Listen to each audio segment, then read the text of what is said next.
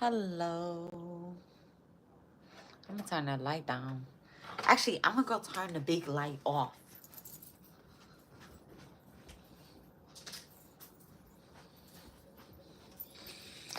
Okay. So, hello, hello, hello. Hi, guys.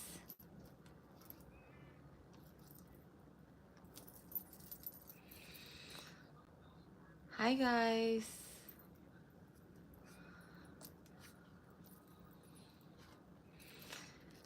So, I am super excited. I am super excited for tonight's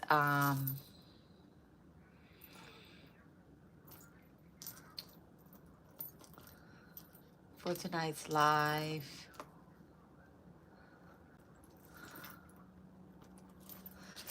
Let me see. Let's see.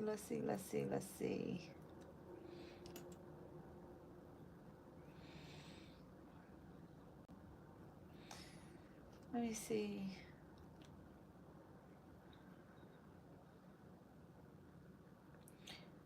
Okay, guys, give me 1 second. I am setting up my I'm setting up my good old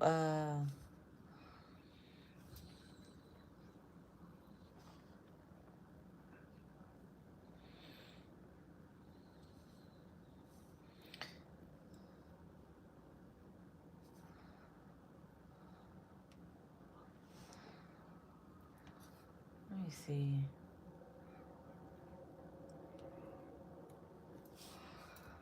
Let's see.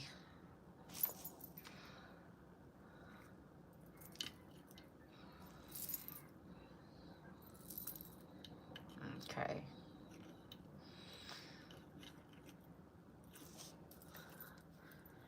Let's see what we got here. I am setting up my TikTok.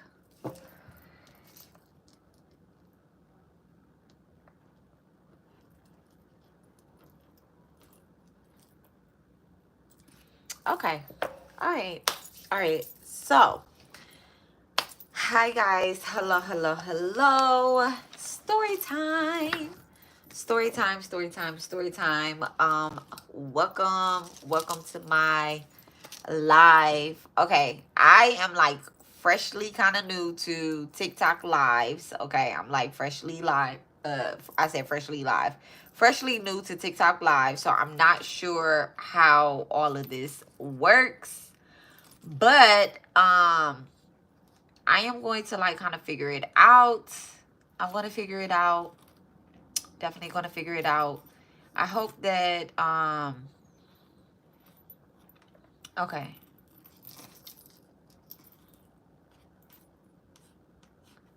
Hi. So, I'm going to be talking about twin flames. Okay, 2 new messages. Where's these messages going?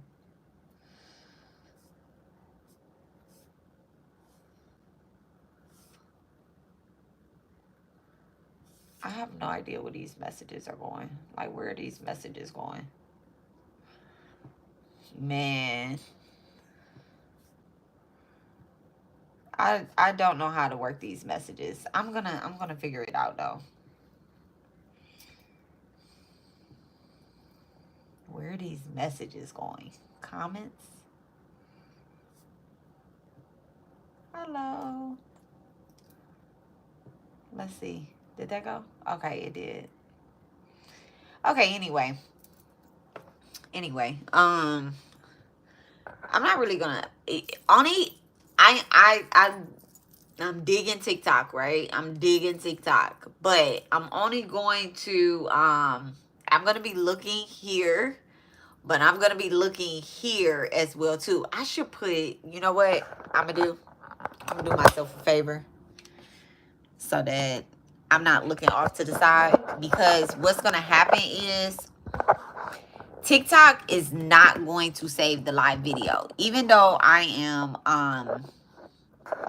I'm screen recording, but it's not going to save the live video. So what I am going to do is I am going to, hi, okay? I'm also on my YouTube, right? I'm also on my YouTube. So, YouTube be so much better than, let me go ahead and do myself a favor and put my phone on Do Not Disturb. Okay, put my phone and my iPad on disturb. So, I'm really going to be talking to my YouTube. I'm not, I was talking to someone, and excuse me when I say this, right? I was talking to someone, and they was like, you know, TikTok is for short attention span people. And I really, like, I do, but I'm long-winded. I have short attention span, right? I jump subject to subject, but I'm long-winded. I'm a Sagittarius, okay? So, that wine is not good. All right. So, I don't know what all that is. So, I am talking twin flames, right? I am talking twin flames. And actually, in my background on TikTok, I have Shiva and Shakti, right? Oh, it says, okay. Whatever. I don't know how that goes. It told me to swipe. Okay, I'm not gonna worry about TikTok right now. So I have Shiva and Shakti, right? In my background on TikTok. It's really cute. I almost really want to show my iPad to my YouTube, right? But Shiva, if Shiva was the moon, then Shakti would be the moonlight, okay? So without Shiva, there is no Shakti. Without Shakti, there is no Shiva, right? They both represent the energy of Saturn, but one is the divine feminine and the other one is the divine masculine, right? Shiva is over Saturn in the aspect of the divine masculine. And the way I like to look at it, and y'all, I'm going to get to this twin flame story, right? I'm going to get to this twin flame story. But I have a goal here, right? So the way I like to look at it is that Shiva is Capricorn. Okay, Shiva is Capricorn energy, and then Shakti would be Aquarius energy, where it is that divine feminine, right? Because Aquarius gives me more divine feminine energy than Capricorn. Capricorn, real masculine.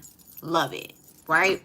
So, however, in order to balance out your true Saturn energy, what you were born here to do, what you were born to be, you have to I say that request. I'm going to request that follow back. So what you have to do is you have to basically balance out your divine masculine and divine feminine, right? So I am going to be talking twin flames, right? And this is a subject that this answer that I have come up with, no, that I have received from divine, the answer that I have received from divine. I don't like that you can't see my earrings in the background, but I guess that's because it's like that, right? But I have earrings on, even though I look like I don't. Let me focus. So, the answer that I've received and channeled from spirit, this is going to be my final straw with the divine masculine. I mean, not the divine masculine, with the whole twin flame subject. Like, I'm not deviating off of this answer anymore, because in the last 2 years, I have been so anxious to get an answer about twin flames, right? An answer about twin flames. And in the last year, I really dug deep into the, you know, because the things that were happening on my spiritual journey, I dug deep into the twin flame um journey. Now, let me tell you guys this, right? Let me tell you guys this. Everybody is on the twin flame journey. Everybody. Actually, let me take that back. Everybody that is supposed to wake up this lifetime is on a twin flame journey. If you are spiritual, if you are in tune with the divine masculine, divine feminine energy within yourself, right? The divine masculine, divine feminine energy within yourself, then you are on a twin flame journey. What I have come to realize is that I'm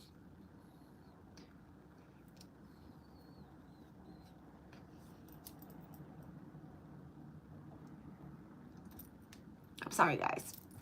Let's drink more wine. What I have come to realize is that it is not a romantic thing. It's not a romantic thing. It's not. Your twin flame is in your life so that you can awaken and come into union, right? However, coming into union, that's the part right there. That is the big da-da-da-da-da. Like, what kind of union are we coming into, right? There are a lot of karmic situations out here, and karmic actually falls in that divine masculine energy, right? If we think about tarot, if we think about Saturn's energy, tarot and Saturn's energy, right? We get a lot of that karmic energy and Capricorn energy. So as Saturn retrogrades, right? As Saturn retrogrades, we will be pulled more into our twin flame journey. If you romanticize this, what I'm about to say is like, people might, they will be upset if I said this, right? But Capricorns are not romantic. Like, they're not like Cancers. Cancers and Capricorn, they sit on the same axis, right? But they're not, they have their love language, and it's not romance. It's not romance, right? It's not that I'm about to set the whole room up like flowers. I'm gonna leave my person and come into union with you. I'm going to I know you're the person. That's not Capricorn's energy. Capricorn is very responsible. They are thinking about every person involved in every single situation. The outcome has to be very well planned, or they are not a part of it. They're not a part of it.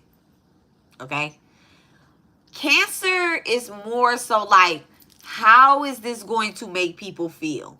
Right? How is this going to make you feel? So now, and then you have the divine feminine aspect of the twin flame, which is the Aquarius, right? Right? Aquarius is the humanitarian. They are worried about how people feel. They have that, that's the star energy. So now we're going to get it into, when we talk about tarot for the divine feminine aspect of Saturn energy of the twin flame, we're talking about the divine feminine, right? So that is that star energy, right?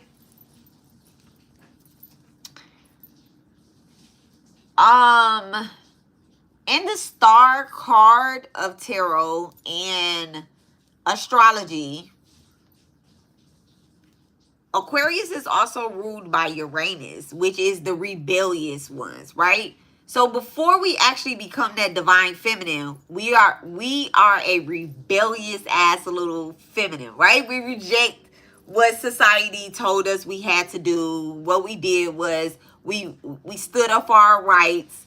We, you know, demanded equal pay. We had these kids, but you know, we could be single parents or we could be head of the household. Whichever aspect you want to throw us in, that is really what that star energy is like, right? And so I was watching this little I don't know what it was. I was watching it at work, right? I guess a video. Yeah, a video. It was really a lecture. And the lady was saying how on the first floor, it was a masculine that, you know, he was very nice. Second floor, he was very nice. He liked kids. Third floor, very nice, like kids. Very good looking. Fourth floor, you know, so on, right? When she got to the fifth floor, when the person got to the fifth floor of how this masculine was, likes kids, very well good looking, makes a ton of money, takes care of the household, and is in his divine feminine, divine masculine. It was like, do you want to go to floor 6, right? So the woman gets off the elevator and she goes to she's like, yeah, fuck that. I'm going to get back on the elevator. I'm going to go to floor 6. When she got to floor 6, she was like, you are such and such amount of visitors here, and there's no divine masculine up here on the 6th floor. You should have been happy with what you had, right? So I'm saying all that because you never know what part of your you don't know what part of your journey that you are on in a twin flame journey until you have totally mastered your feminine energy and your masculine energy within yourself. Now, this is the part right here. Let's say you meet somebody, right? Let's say you meet somebody and they really, you know, they awaken you. They make you into that guru, who you are, right? I can honestly attest to this because there's parts of my spiritual journey that I have to give credit to multiple divine masculines, right? I'm going to give credit to them. They were very much so a part of my awakening. Like, and I'm right hand to God, like real honest. But they didn't have all of those qualities, right? And I too, I had to be forced into my awakening. I had to be forced into my awakening. And even when I was like at that point where I was like, this is not a twin flame connection. This is not, that's not what it is. And I was trying to pin the twin flame on someone else, right?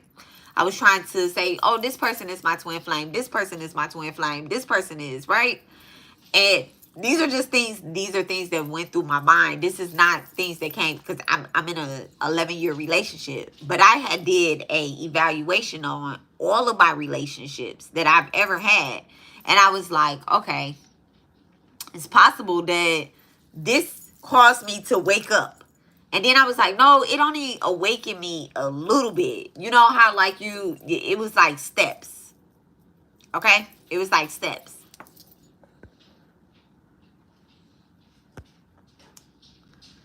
So, as I was going through those steps, and I never said this out loud, right? I never said this out loud or anything like that. This is me being like 1000% honest here.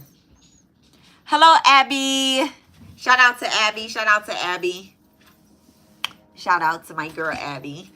As I was going through these steps, I was like, you know, oh, baby, you almost came and showed that muscle body on camera. Look, y'all got a backdrop on here. They would have been licking the screen. Rewind, lick the screen. Okay. So I was going through steps and I was like,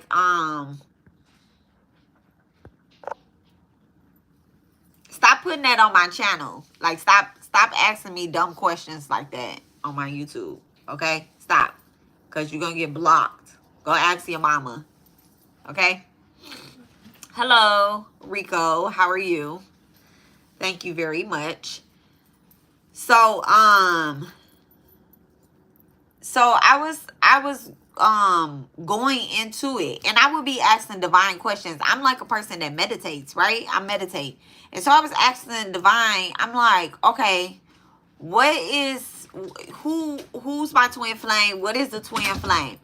And one of the questions I would say, is such and such my twin flame, right? Like, it's my husband my twin flame. Let's be honest. That's who I was asking, right? I'd be like, is my husband my twin flame? And I will always get the weight. Like, wait. You will see.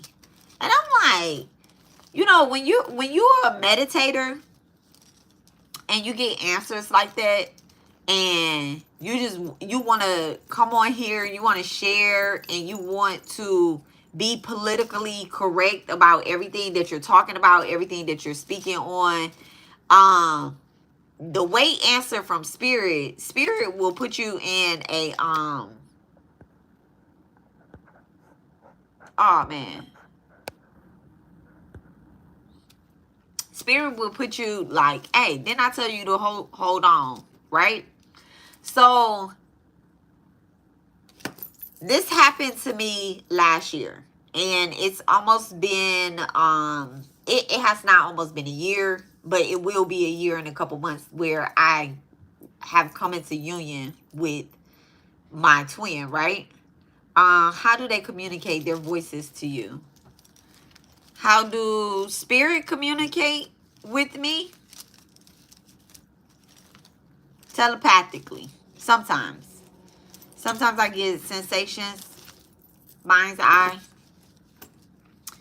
How do they communicate their voices to you? That's a good question. My next course that I'm going to be teaching is on meditation. That is something that thank you. That's something that I really want to teach people, is how to kind of differentiate. Y'all see how y'all like how I slow that word down? Differentiate the difference between ego, okay, that unbalanced as divine masculine that is within us, ego, and your spirit team, okay?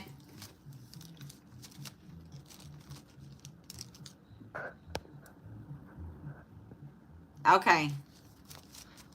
Well, if you want to stay, don't even use that word on my page, because it's inappropriate. It's nothing that we're talking about here. Not one single thing that we're talking about here. I don't even talk about that. I'm married. So that's none of your business. So anyway,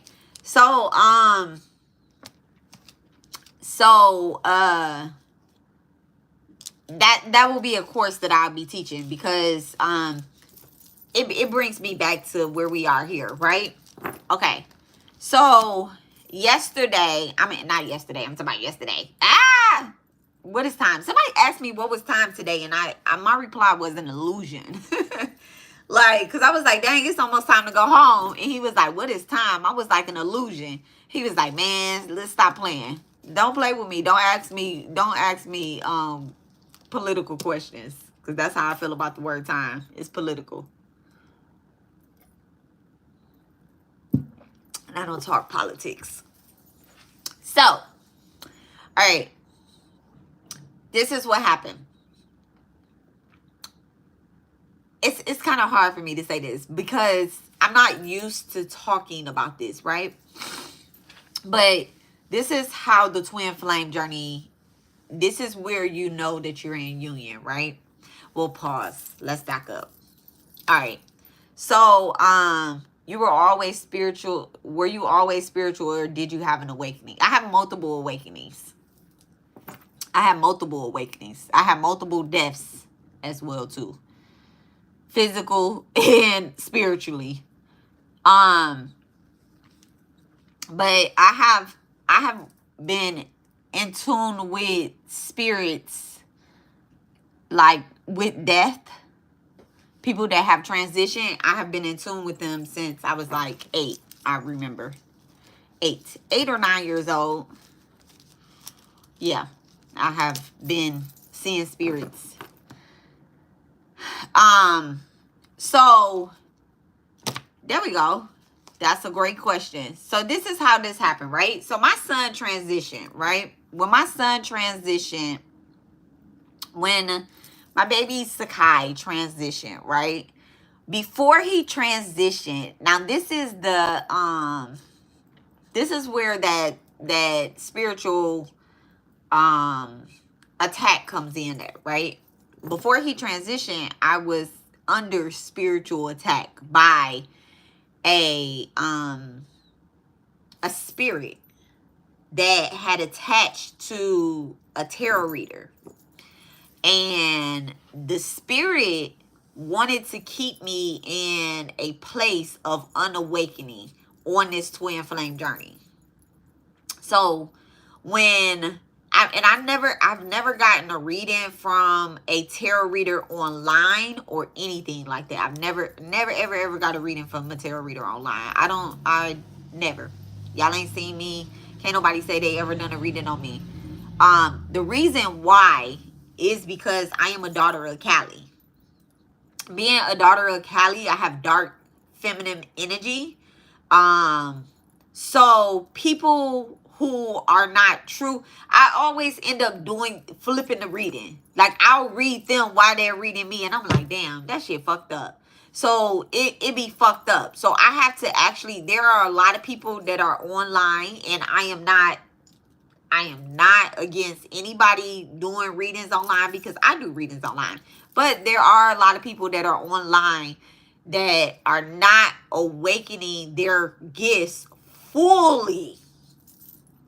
So in order to really read somebody that is opening their gifts fully, like me, I'm opening my gifts fully, right?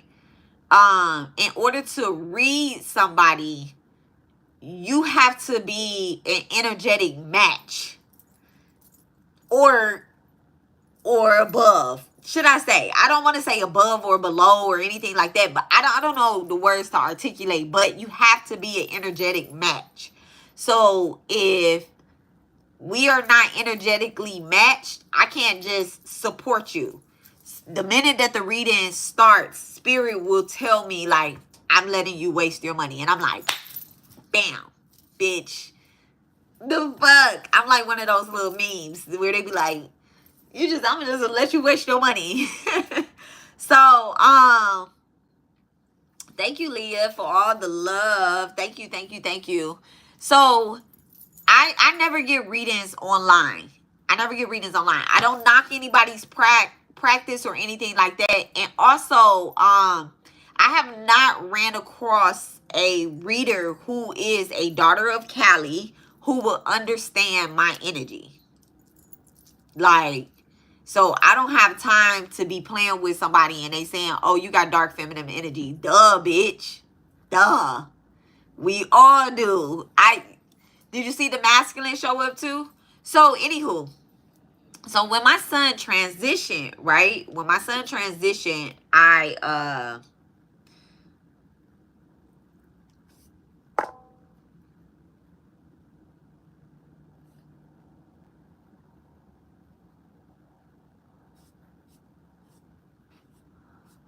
don't know how to do none of them comments or anything like that. I don't know how to do none of that.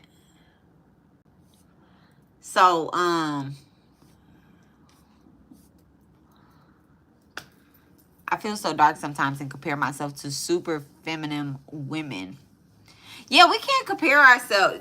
Comparison is an ego. That's something that you would have to give death to. Okay, that's something that you would bury in a cement box and don't let that shit come back up. Okay, I know I accept my darkness. Without the darkness, you can't have light. Like, period. And I had to really like remember that I'm not a feminine type of woman. Like, I'm very I don't know.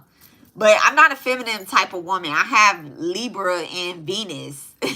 And I'm still not a feminine type of woman because I go closer to my Scorpio in Venus energy. Yeah, then you just have to find a man that's energetically matched, or, you know, make you one. Man, I don't want to say manifest, but make you one. Yeah. Oh yeah, Aquarius, Venus, no. Yeah. Definitely wouldn't be feminine Venus energy. You should do some mantras if you like do some Saturn mantras. I know Aquarius is ruled by Uranus. However, I would tap into, with it being in the Venus energy, I would tap into Saturn with that Aquarius. Like do some Saturn and Venus mantras on Saturday too.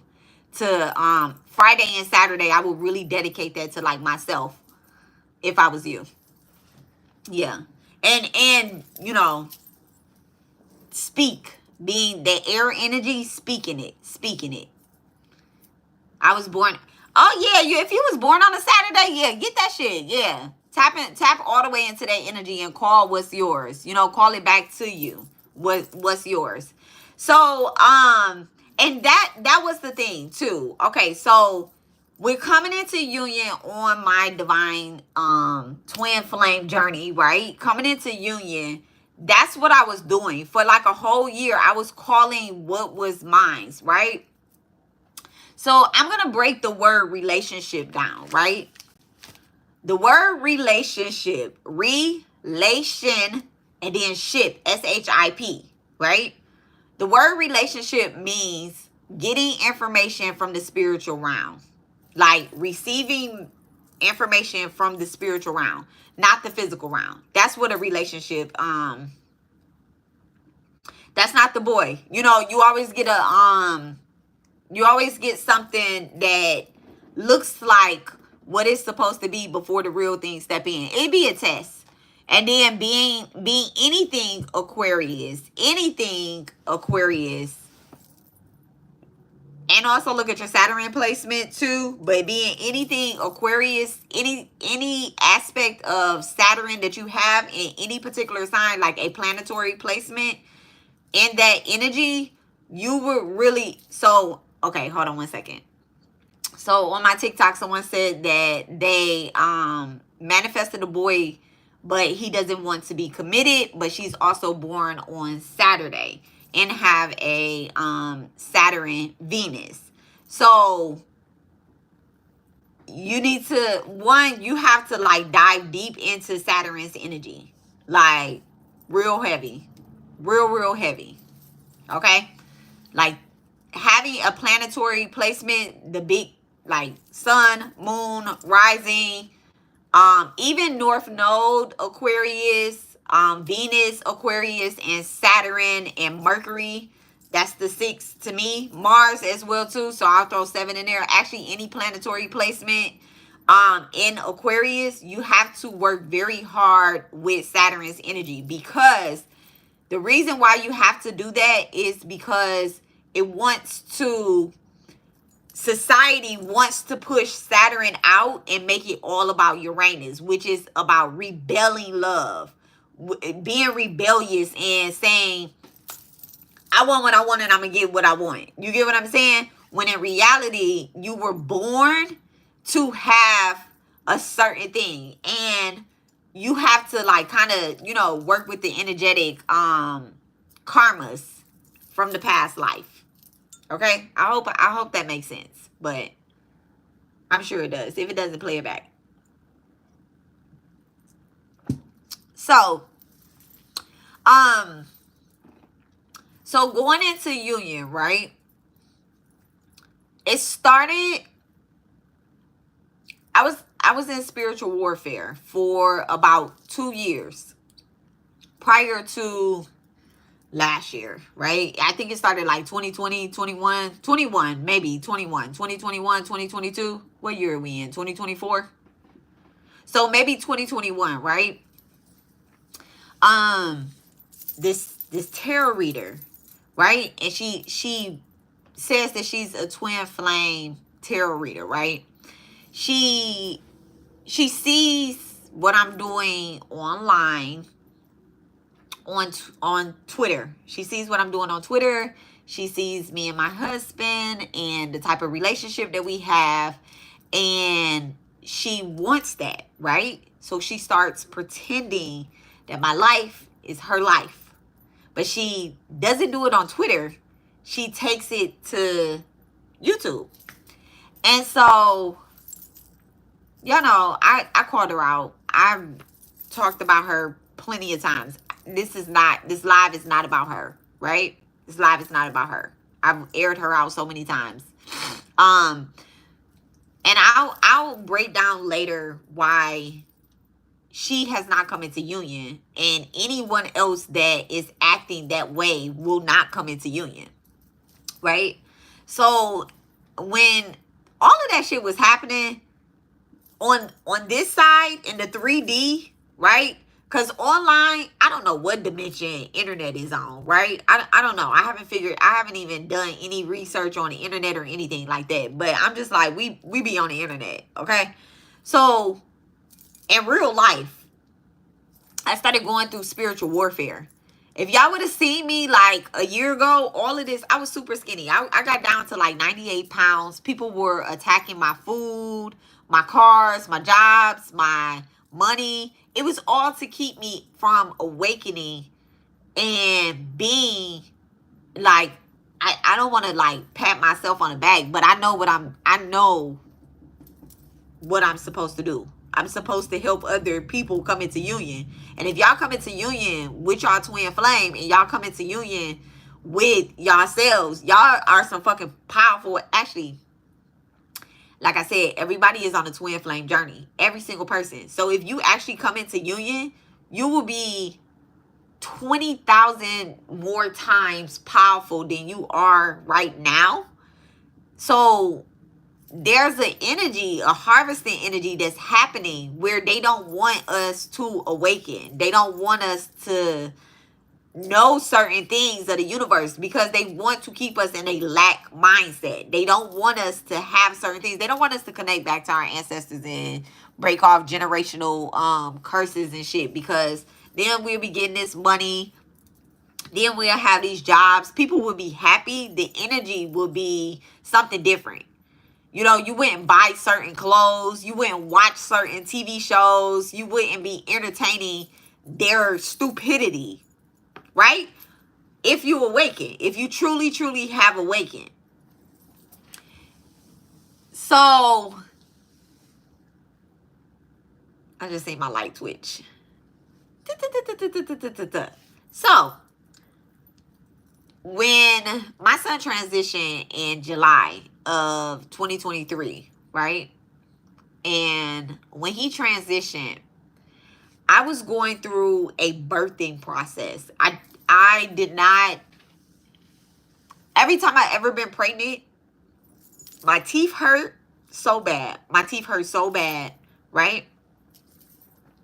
And it's probably because I don't eat meat. I don't drink milk. Like, I'm not doing that. I do take in, like, now I'm taking vitamins and stuff, okay? I take vitamins like a motherfucker, okay? But a year ago, I wasn't taking vitamins. I just eat whatever I eat. But I don't eat meat. I don't eat seafood. No milk, no eggs, none of that, right? Never ate chicken a day in my life, ever.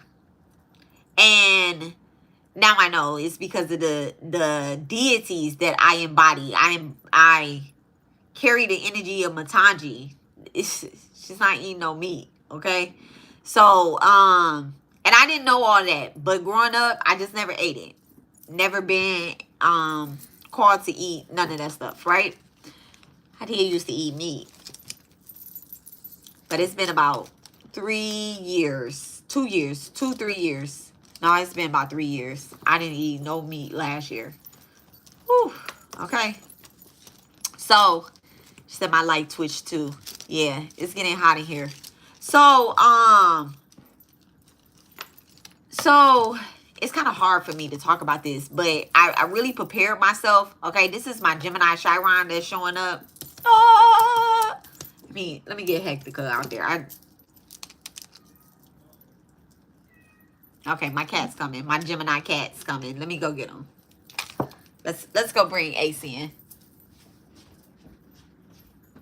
Did you say uh-oh? You. Oh, I thought you was coming, Ace. Yeah, come on. Yeah, come on. Come on. They want to see you on the camera. Come on, you coming? Come on.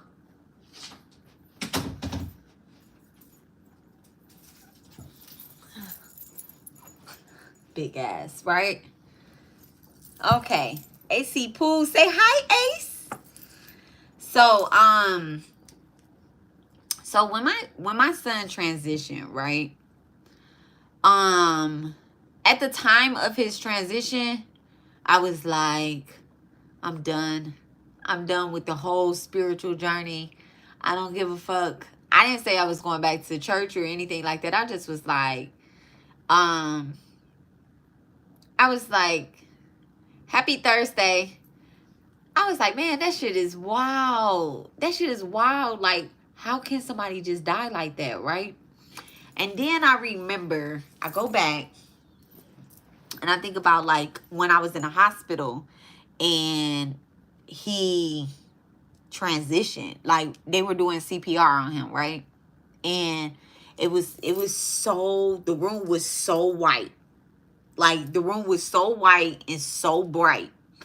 And I remember seeing him, right? I remember seeing him.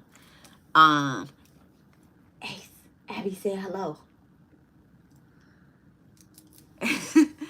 And I remember seeing my son, and I remember what he said to me, which I won't repeat in this live, but I remember what he said to me, and I was like, no.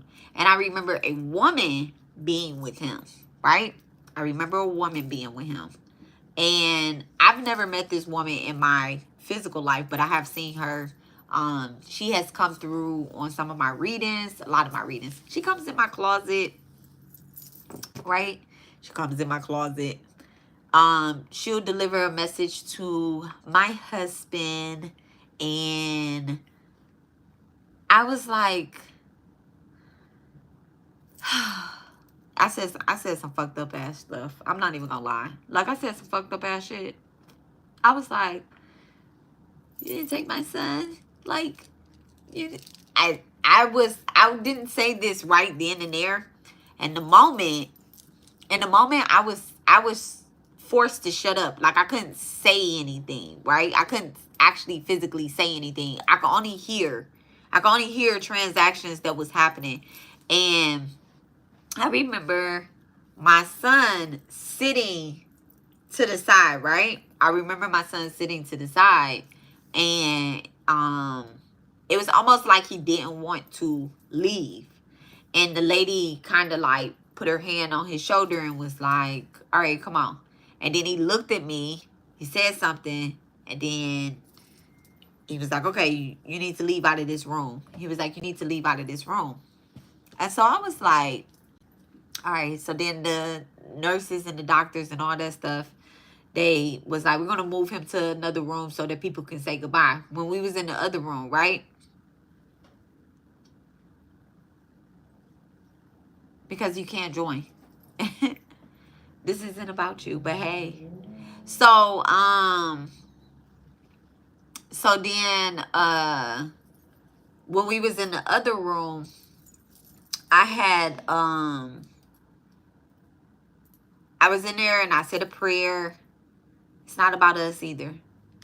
I said a prayer like over his body and stuff, and then I made some calls because I was like, okay, maybe people want to say bye or whatever, because I'm gonna need to call people while I'm here at the hospital, because I'm not about to call nobody when I get home, right?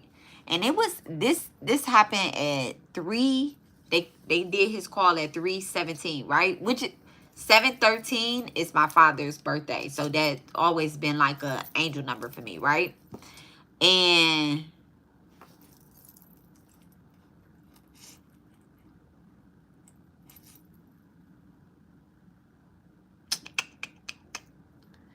So I was like, so when they called his time of death at 3:17, I was like, what time? So when we got to the other room, it was so quiet. It was so quiet. And then there was chatter. There was spiritual chatter, right? It was a lot of spiritual chatter. And it was, you know, I was like, what is, in my mind, I'm having a conversation in my mind, right? And I'm like, what's getting ready to happen? Where's my baby? Where did he go? What happened? Right? And then he comes back. It's so crazy. He comes back with the woman because I was in deep grief. But I'm a person that does not, because my other two kids was there, I'm not going to cry these tears right here, right? It was like the grief was so internal that if I could just like light myself on fire, I would have been bursting, right? I would have been bursting. And so, I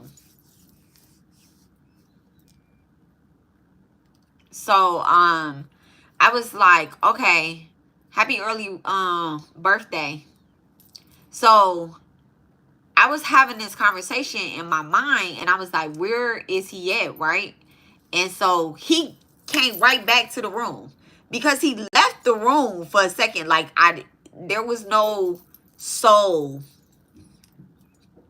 There was no soul that was there. Like, his soul was there. Now, there were spirits because it's a hospital. It's a hospital. And I worked in a hospital for a very long time I worked in hospice. And I would be in the hospital constantly, like sitting with my patients and stuff, right? So I can know when spirits are there. So, but he wasn't there. He wasn't there. But there were other spirits that were there. And when I pulled up, let me tell y'all about synchronicities. When I pulled up, the vehicle in front of me said 666. I remember the license plate said 666. And I got out the car, hit the lock button, ran in the hospital. When I ran inside the hospital, a car cut me off and it said 888. I was like, this shit crazy. I ran in there and it was just like this, like that, right? And so, when he came back into the room, like the second room, when he came back into the room, he was like, I'll be back. Like, man, don't. Because I was acting a fool in my head. I was acting a fool. Like, if you could think of every cuss word that should be said to your spirit team that just showed up and, like, got your kid, right?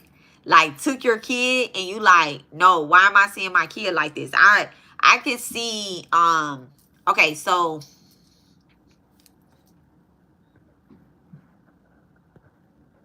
y'all, I be having to remove some shit. So I can see like auras and stuff, right? So I was like, why ain't y'all fucking here? I don't want to say auras, but like energy. I can see energy. So I'm like, why the fuck y'all ain't like tell me? And I'm saying all this shit in my head. And then I start hearing like different spirit guides that, you know, been showing up for me for years, right? I start hearing them saying certain things. And I'm like, fuck y'all. Like, real disrespectful. I have my leckies on. I'm gonna get my leckies. I should probably put them on. Oh, no. That's okay. I'm drinking. You can't have your leckies on and drink at the same time, so I'm not gonna go get my leckies. But I had my leckies on and I started, like, they started feeling tight on my neck. And if anybody know what these leckies are, they are not tight beads, but they started feeling so tight on my neck. I took them off. The boys went across the room. I got my ass whooped later. Okay, I got a big spanking for that. My 𝓛𝓘𝓥𝓔 had broke after that. So she was like, nah, bitch, the fuck, right? So I had to go get them cleansed and, you know, get another blessing and ask for, you know, all types of understanding with what I was going through. And the Orishas are very understanding. They're very understanding. Sometimes they're not, but in my case, in my scenario, they're very understanding. And it was actually, and Eshu is not an Orisha, but Eshu is the one that showed back up for me and was like, let me help you through this, right? Like in the next days, it was Eshu that showed up for me. And I'm just always so grateful for Eshu. And it's crazy. I work with an Eshu right now. He's an Aries. So, does that woman seem motherly? She was absolutely motherly. She's somebody's mother. I'm going to get to who she was. She's someone's twin flame as well, too, in my life. So when she, so after that happened, right? The next couple days, I was going through a birthing process. I cried, but I was like in goal. Like I was in ritual for the next couple days, like preparing for birth, which is something that I didn't understand. Like, okay, for years, I have been a Cancer in my head, right? For years, since I was like 18 years old, I have always lied to people and told them that my birthday was July 17th, right? So, and the practice that I practice, you don't bury the, you don't bury, but, you don't do anything with the body for 9 days. So from the 8th, 9 days later was the 17th that he passed away. So I gave my baby a birthday, which was his death date. Never knew that day would be significant to me years later. I never knew that, right? I never knew that. All I knew was that July 17th was my fake birthday since I was 18 years. Since I had this baby, right? I had this baby at 20, and I probably said that was my fake birthday like a year or two before that, because I was like, oh, I'm not going to celebrate my birthday in December. I'm not being in Detroit. I'm not going to be a December baby. I'm never going to have a party. Bitch, I'm outside, okay? I'm outside. Birthday party in July, right? So I never knew that this day would be significant, but spiritually, Spirit knew that this day will be the day, right? So 9 days into it, I'm all like, okay, I have to, I'm going to do my rituals. I'm going to light the candles. I'm going to set out the water. I'm going to do the offering. I'm going to do everything, right? It was not until after everything was done, everybody was gone, I was like, I need to clean my house, because I was dead ass serious that I'm not practicing anymore. I'm not being a medium anymore. I'm not contacting nobody. Nobody's allowed to contact me. I don't care if your grandma, auntie, cousin, Nunu died. I'm not delivering no messages. I don't care if it's an unsolved murder. That's something that I have done. I have helped people find closure in their loved ones getting murdered out here in Houston, and I was like, I don't care. My son was murdered. So that's what I thought at the time. I was like, my son was murdered. So that's it, right? It was August. So this was July. So it was the full moon in August, right? In August, when August swung around, I was still under spiritual attack. Mind you, I was under spiritual attack at the time too, right? I'm losing all this weight. I'm 98 pounds. My relationship was like, it was, now I had already received this warning, because I had wanted to break up with my husband. When we was under spiritual attack, I wanted to break up with my husband, and I was like, I don't want to be in this relationship. I don't want to do that. And I remember it was 𝓤𝓚𝓥𝓔. Y'all know I love 𝓤𝓚𝓥𝓔. It was 𝓤𝓚𝓥𝓔, the one that cuts out the tongue when you talking crazy, right? It was 𝓤𝓚𝓥𝓔 that put me back in my place. And she was like, shh, be quiet. The next 2 years are going to be the hardest 2 years of your life. Let this man make it. Like, shut up. Stop fucking with him, right? and he'll stop fucking with you. I got this handle. And I was like, Spirit is not handling this shit quick enough. Y'all got this bitch on the internet talking shit, faking my life, stealing my work, trying to harvest my energy, building the platform, right? Like, what the fuck type of shit is this? And it was like, this is shit that you have to go through. This is the spiritual awakening that you have to go through. And I was like, nah, this shit is wild. I was like, on top of that, like, is my nigga her twin flame? The fuck? Right? So I'm like, if that's the case, what I know so far about twin flames is that they are supposed to come into union. So if my nigga is her twin flame, then that nigga need to go and be with her. And I was willing to, like, here's the nigga, take him.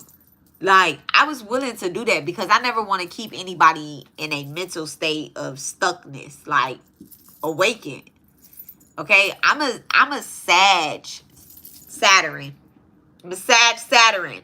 Okay, I am a Sag Mercury, Sag Sun.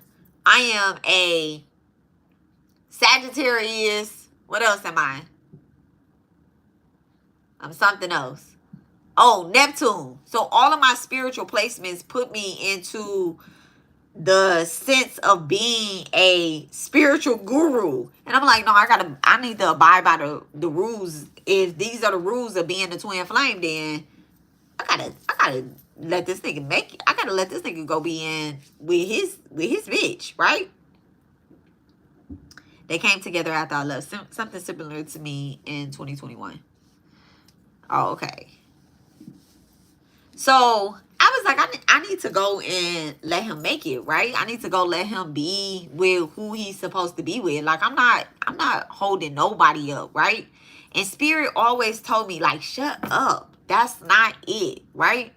And my husband, I won't say what his placements are because we still have stalkers, right? But my husband has very similar placements to what I have as well too. Like, we almost the same being. Like, we have that Sagittarius to Pisces shit. That actually Scorpio, because I'm everywhere I said I'm Sagittarius at, that's all Western astrology. Flip it, I'm Scorpio and all of that shit, right? Except Neptune. I'm still a Neptune, which is your spiritual path this lifetime, right? Neptune just went into retrograde and Pisces in its own sign. 26 degrees. The fuck? So this what I'm telling you is after this very last dream that I just had, and I was like, oh, that's what it is, right? So when all of that was happening, right? When everything was happening, it was August full moon that really did it for me. I remember that Spirit told me, like, one, you got to stop smoking weed. And I was like, how the fuck am I supposed to handle all this pain that I'm feeling if I can't be high? They was like, you abuse the weed. Stop smoking weed. It's not helping you. You're not using it for what it's supposed to be using for, right? So that told me that the divine earth, Mother Universe, was upset with me. She was very upset with me. Hi, I don't mean to interrupt, but you are breathtaking. I had to stop strolling. Oh, thank you. So she was upset with me. She was like, what are you smoking for if you are not doing what you're supposed to be? Okay. What is weed supposed to be used for? Weed is supposed to be used, one, it's not to be smoked every day. It's actually not to be smoked every day. And I would say you would use it for enlightenment reasons. And you want to make sure you have good weed too. Like weed, this shit about to sound crazy. Ooh, this shit about to sound crazy. Weed with seeds. Just like you like watermelon with seeds, we're supposed to be eating the watermelon with seeds. We're supposed to be smoking weed with seeds. So, you know, ask for your seeds and stuff so you can grow your own weed. But weed with seeds, I thought that was bad. That's what they told you. And you don't need to be super high. You just need to be able to get through the chatter that's happening. And I wouldn't smoke, like, if it was me, I wouldn't smoke indica. That's just me. Like if I was to ever smoke again, like for a particular reason, it would be the same reason why I use mushrooms. I wouldn't smoke it to go to sleep, to relax. Nah, I want to crank up. I want to crank the spirits up. I want to tap in with who I'm supposed to be tapping in with. Right? So, they're doing fireworks outside. We usually be doing fireworks, but this is a hard holiday for us. This is the last holiday that me and my son had. So, don't get blocked. So,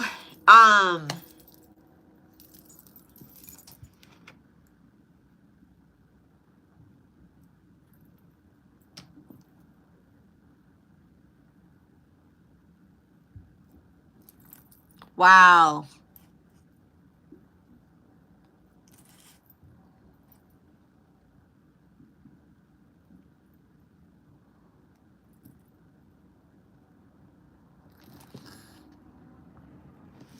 That's crazy.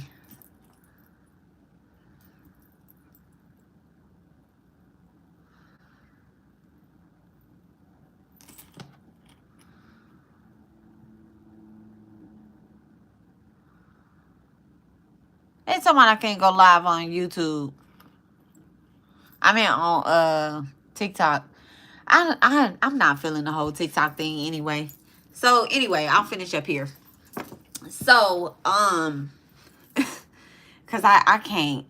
It's too much. It's too much happening on there anyway. So let me stop that. TikTok, what's the intuitive dads? Where are the intuitive dads? I'm gonna leave that. So after I had after in August, when my baby came back to me, right? It was August full moon, and my son came back to me, and I was like, okay. I was like, how do I just connect to you? I don't want to be connected to multiple spirits. I don't want to connect with my ancestors. I don't want to connect with their ancestors. I just want to hear your voice. And so Sakai kind of told me something, and he was like, that's not how it works. That's not what you're here for. And he was like, I'll be back in 2 months. He was like, I have things to do. Like, don't be crying a lot. He was like, it's okay to cry. It's okay to, you know, it's okay to feel how you feel or whatever the case is. But I'm gonna remove you and I'm gonna put you in timeout. Only English on here.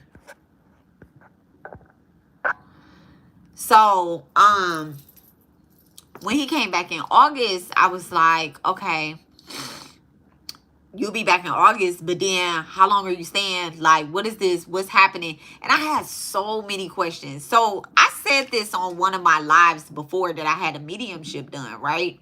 So I won't talk about that here. I won't talk about the mediumship that I had done because it wasn't a mediumship. It did not go. It didn't go the way that I planned, and it just wasn't a mediumship because my son was unavailable. So my whole spirit, I don't want to say my whole spirit team was unavailable, but my spirit team was unavailable, right? So they were preparing for other things, right? So when did I realize that I was in union with my twin flame? It was yesterday? No. It was December. It was like in December. So I had around my birthday. My birthday is December the 10th. And I had been feeling very heavy. I have been feeling very heavy. I have been feeling very sad. And my twin showed up for me. And that's when he told me, he was like, "Ma, we just alike. We are the same. I'm gonna be showing you some of our lives together. Do you want to see them?" Like whenever I be feeling sad and stuff, right? And I was like, "How can I see him if you're not here to show me?" And so he was like, "I could show you." Then I started dreaming. Like my dreams came back. When I was under spiritual warfare, my dreams had disappeared. I would not dream. I was not dreaming for a long time. I would be waking up sweating like I was fighting for hours and days. I would, it honestly felt like, I was, I don't know what was happening, but I just would wake up and I'll be in cold sweats and stuff, and I'm like, this shit is crazy. But I wouldn't remember like what was happening in my dreams or anything like that. So everything that I was getting from the spiritual realm, it was straight from meditation. It was straight from meditation. And then I went back to my spiritual university that I was in, right? That really helped me to awaken. I went back to the spiritual university because I felt like I needed to start over, right? I needed to be doing something, to be busy. And so when I was there, I was like, oh, I got to cleanse myself. I was like, I got to cleanse myself. I can't be running around here not doing any spiritual work because of who I am. I'm an empath. So people just like try to send their energy towards me, try to manipulate me to get information. I'll be thinking I'm being real nice and sweet and just telling people stuff. And lo and behold, I'm like giving them a whole full ass reading. So I was like, no, I can't be used like this, right? This not how I want to be used. So then I was like, I need to be cleansing myself. Once I started waking back up around December, I was like, oh yeah. You alright, baby? Yeah. Okay. So once I started waking back up around December, I was like, okay, you know what? This is oh, okay, I know what it is. So I was like, okay, I can't deny this union. I can't deny this journey that I'm on, right? So that's another part of the twin flame dynamic is you cannot, once you have already awakened, there's no going back to sleep.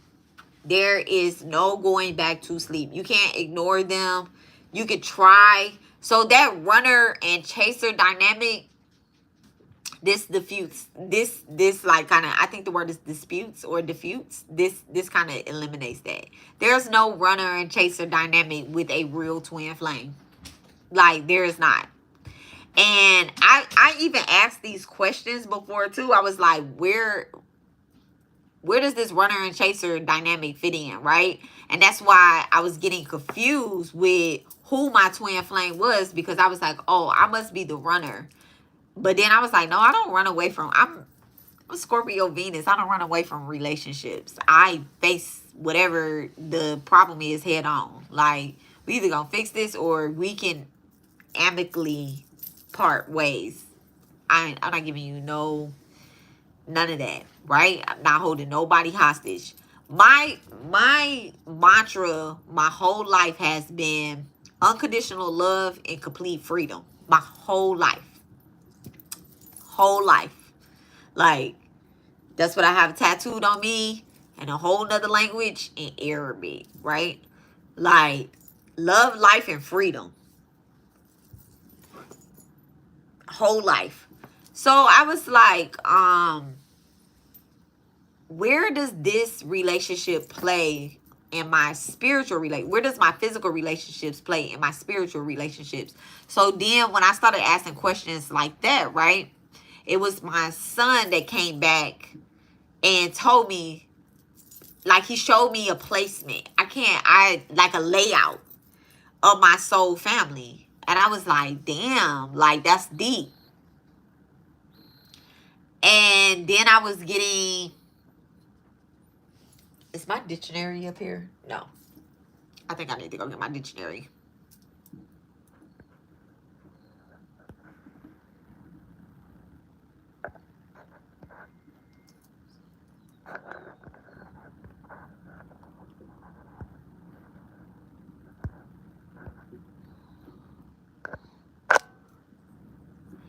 So then y'all is horrible. Like horrible. Y'all is so horrible. That shit crazy.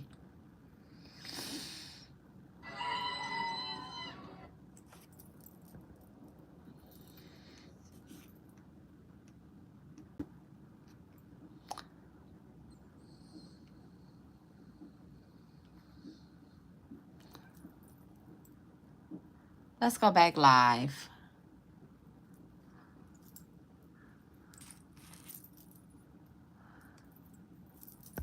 on TikTok. I won't drink on there.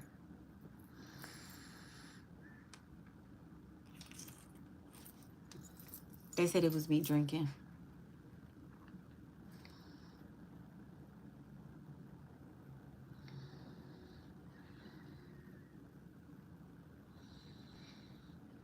Okay.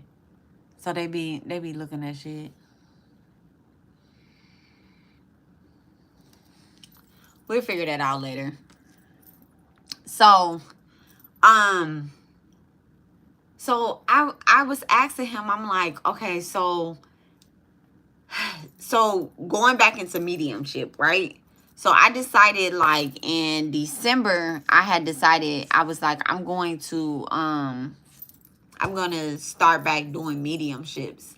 Because, you know, once you awaken, you can't go back out of that. People would be coming to me, asking me stuff, and I'm like, I need to tap back in with the mediumships. People need me. You know, like, spirit needs me. Desperate energy. And when I say desperate, I'm not saying that in, like, a negative type way or anything like that. But I was like, you know, people actually, like, kind of need me. So I was like, I won't abandon people, because that's what spirit wants me to do. That's what spirit wants me to do. Spirit wants me to not do this job, not do this work. That's what the whole attack was about. Was that entity, that girl, the motherfucking spirit that was attached to her ass, didn't want me to do this work, didn't want me to awaken. Right? So when I was like, all right, I'm gonna call my ancestors back in, right? I'm gonna call my ancestors back in. They like, bitch, we never went anywhere. We were just quiet. We were just giving you your time, but we never went anywhere. So I started venerating them again. I started, you know, doing things differently. I had cleaned out my house. I had did some protection, put some wards up and everything, right?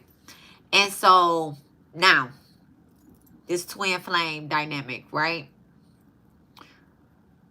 When my son fully returned back to me, when he fully came back into his rightful place, I started tapping into something that was different, which was my Akashic records, right?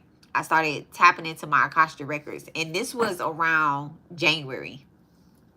When I maybe February, maybe January or February. What month is this? It had to be like January. Maybe it was December or January. I don't know, right? Time is an illusion.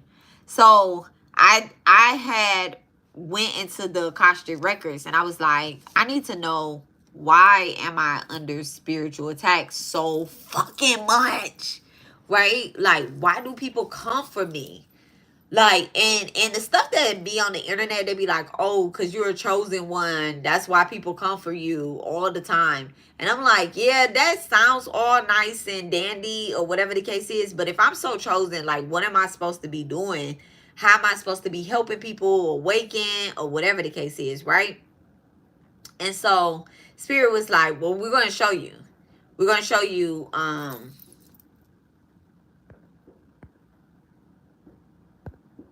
they was like, we're going to show you what you're supposed to be doing. So I tapped into the Akashic records, and in the Akashic records, it showed me multiple contracts, right? It showed me multiple contracts. And so I was like, I'm just gonna, like, block y'all.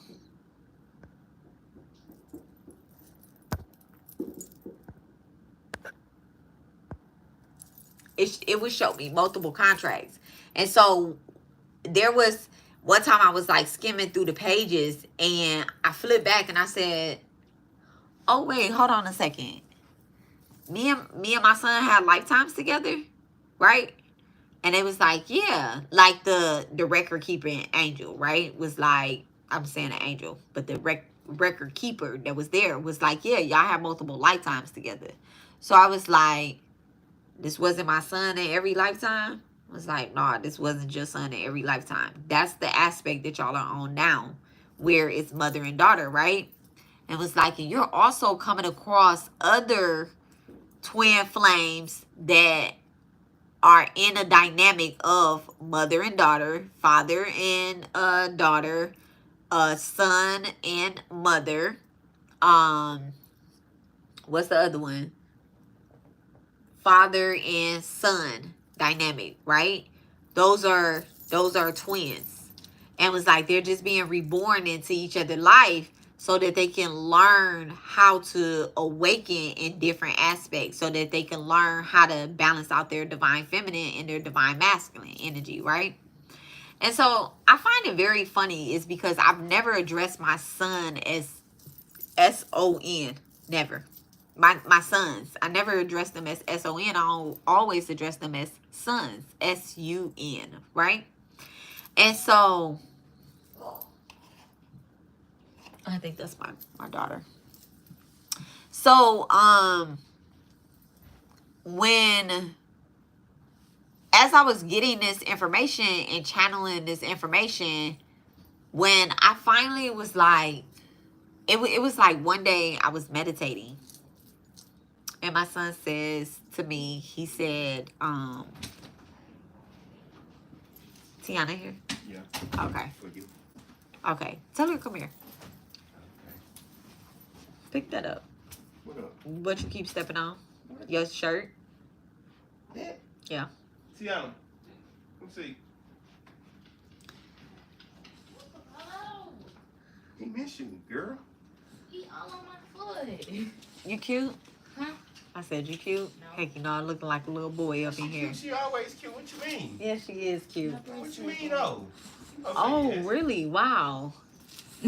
When did it break? Like the day before yesterday. She just What you like was her doing? daddy. Huh? Look, my thing broke, but I Laying got all down. the pieces. You was laying down? Yeah. Yeah, this is how you come back and bring it to me. Okay, I'll That's my child. Hello. Get down. ground it and look on that Cell Unite plate and see if I have another bracelet up there. Let me see. Hold on 1 second, y'all. Tiana come over here looking like a girl version of me. Exactly. Get up out of here, girl. I don't like that.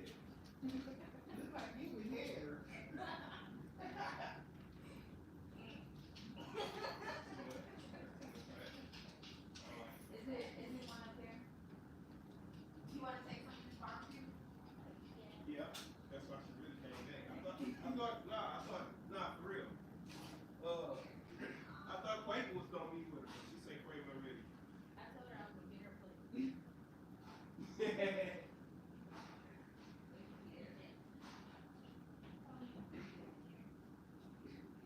Oh, Tiana, tell Alexis you want to have us do the chef for y'all tomorrow.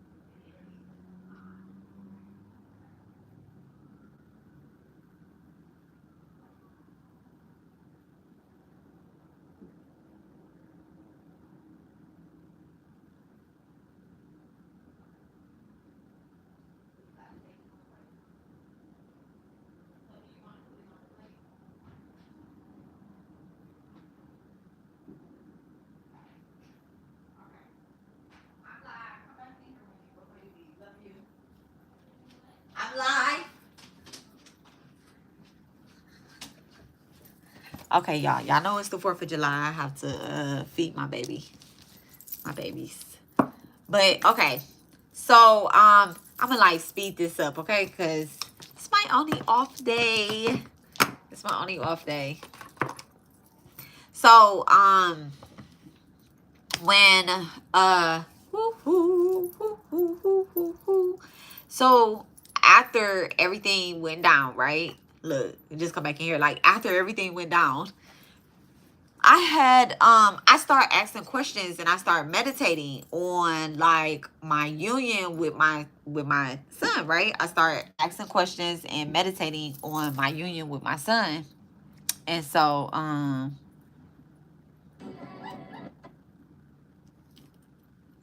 let's see if I can go live again. Because I do want to tell TikTok my story.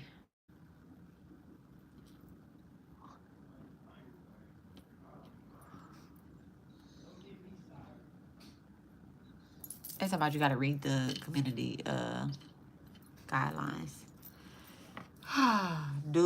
Say no to hateful behavior. Do not show sensitive or mature content. Be 18 or older to go live. Protect your personal information. They making me read this. Why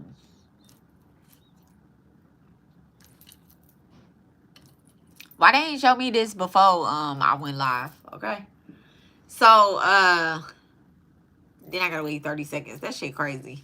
TikTok too much. I'm not feeling it. I'm not feeling it. I like it because it's cute.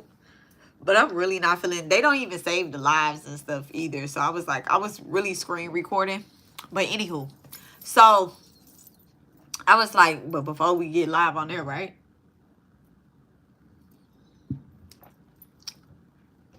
So I will be asking questions about like twin flames or whatever, right? And what type of union am I in? So the very last time, not the very last time, because I'll probably just I had a moment with him earlier today, right? And so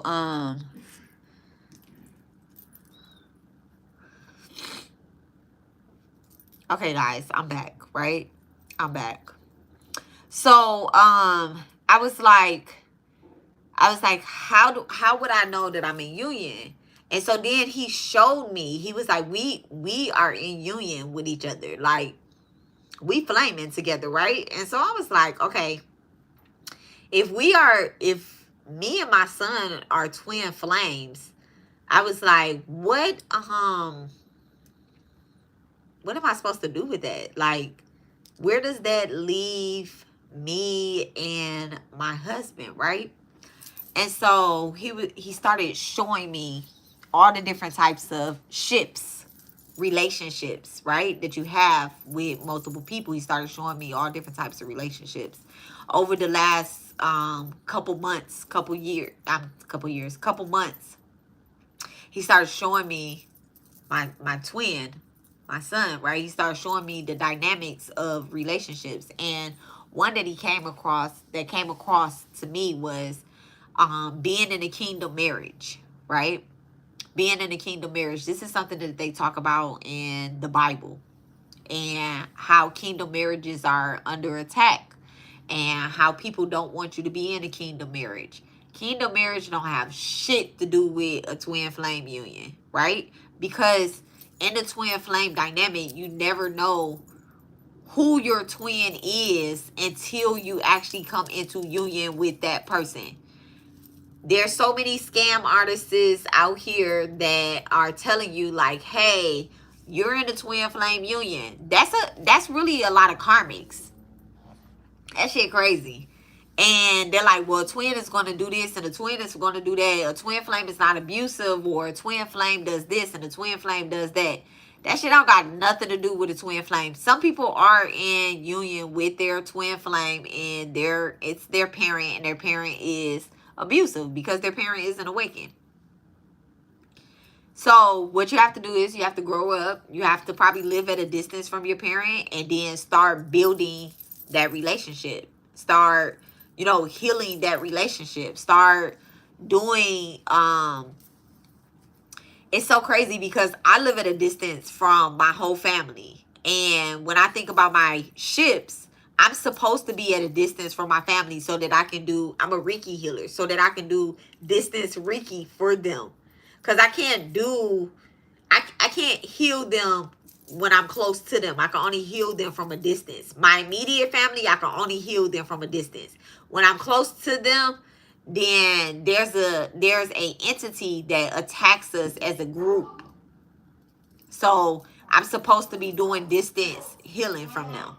So, and that's just knowing yourself and coming into alignment with yourself and with your bloodline. When you start doing ancestral work, you start learning these things. You like, how come I don't have a relationship with certain people in my family? It's because you're supposed to be doing distance healing for your family. Like, that's the contract that you took on. So now let's talk about contracts, right? Let's talk about contracts. Because one of the big contracts that my son took, that I took, was to awaken as twins this lifetime. To know that we share, let me use my words wisely. It's not, we share the same soul family. We have the same soul contract. We have the same soul contract, right? So with us having a same soul contract, same soul family, we're on the same soul mission. We're just doing it from different dimensions, because what happens is spirits are on different dimensions than us. Some are above us and some are below us, right? The ones that are below us are like one dimension beings, right? People that give into certain spell work. I don't want to talk about this girl, but it automatically like puts me, oh, you know what? I'll talk about my father. So my father was killed, right? He was killed. And when he first transitioned, okay, so people that are at one dimension and maybe two are people that commit suicide or people that was murdered. Right? They died a certain type of way. That's because they have more spiritual karma than they have physical karma, right? People that live out long lives, they have more physical karma that they have to resolve. People that have shorter lives or die very traumatically, they have more spiritual karma. They have more work on the spiritual side. And that's something that my father also had said to me before he even transitioned. He had told us, he told me and my sister, like, I'm gonna help y'all from the spiritual realm, right? Like, I suck as a physical father, and I'll help you guys from the spiritual realm. And weeks later, he passed. He was murdered, right? So we had to elevate him. We had to do a lot of ancestral veneration. We have to, do a lot of celebrating and stuff like that. What you can't do is let another person tell you where you are on your journey. You have to get that directly from spirit. When you are in a twin flame journey, you cannot let somebody else, like these twin flame readers and stuff. I'm a twin flame reader, but I don't ever tell people where they are on their journey. I tell them where they can go, like where you can go. You can always go higher, baby. You can always go into union with your divine masculine or your divine feminine, right? Divine masculine, divine feminine, that term, that definition is given to you, that title is given to you before you even go into union. Like, before you even go into union. That doesn't be a twin flame in union does not make you a divine masculine. It doesn't make you a divine feminine. Because, like I said before, you can absolutely ignore your twin. That's not you being awakened, though. Being awakened, here, what I have here, y'all see, that is Shiva and Shanti. I'm sorry, guys. I'm looking at TikTok, too. That's Shiva and Shanti. So, balancing out that divine feminine, the divine masculine within yourself, helps you, it absolutely helps you be in union. But y'all need to know what part of y'all journey y'all are on, right? So that's where I come into play at. That's where I come into play. I'm going to be teaching people how to meditate, how to properly meditate, how to channel your inner divine feminine and your divine masculine energy, no matter what your sign is. Okay, you can do it. I am going to be doing, I do twin flame readings and stuff too, but I'm not, if you're coming into union with your twin flame, that means that you are closer to being, to balancing out a inner harmony within your solar plex, within your heart chakra, with your sacra, with your chakras in general, right? Is this live recorded? Because I need to take notes. Yes, it is recorded. Yes, it will be recorded and saved. It will be recorded and saved. So, yeah, some of us are in a, but what I received from spirit is there is not a lot of people that in this lifetime, if you were like, and these are the ages that I received too. Like I literally, I'm a studier. I am a studier. Like higher education, I'm always looking for like more information, right? What I received from spirit, and y'all can just take this how it resonates, and y'all can dip out if y'all want to, if y'all want to accept it or not. There are high level soulmates. There are kingdom marriages. There are soulmates, right? There are twin souls and twin flames, right? A twin soul,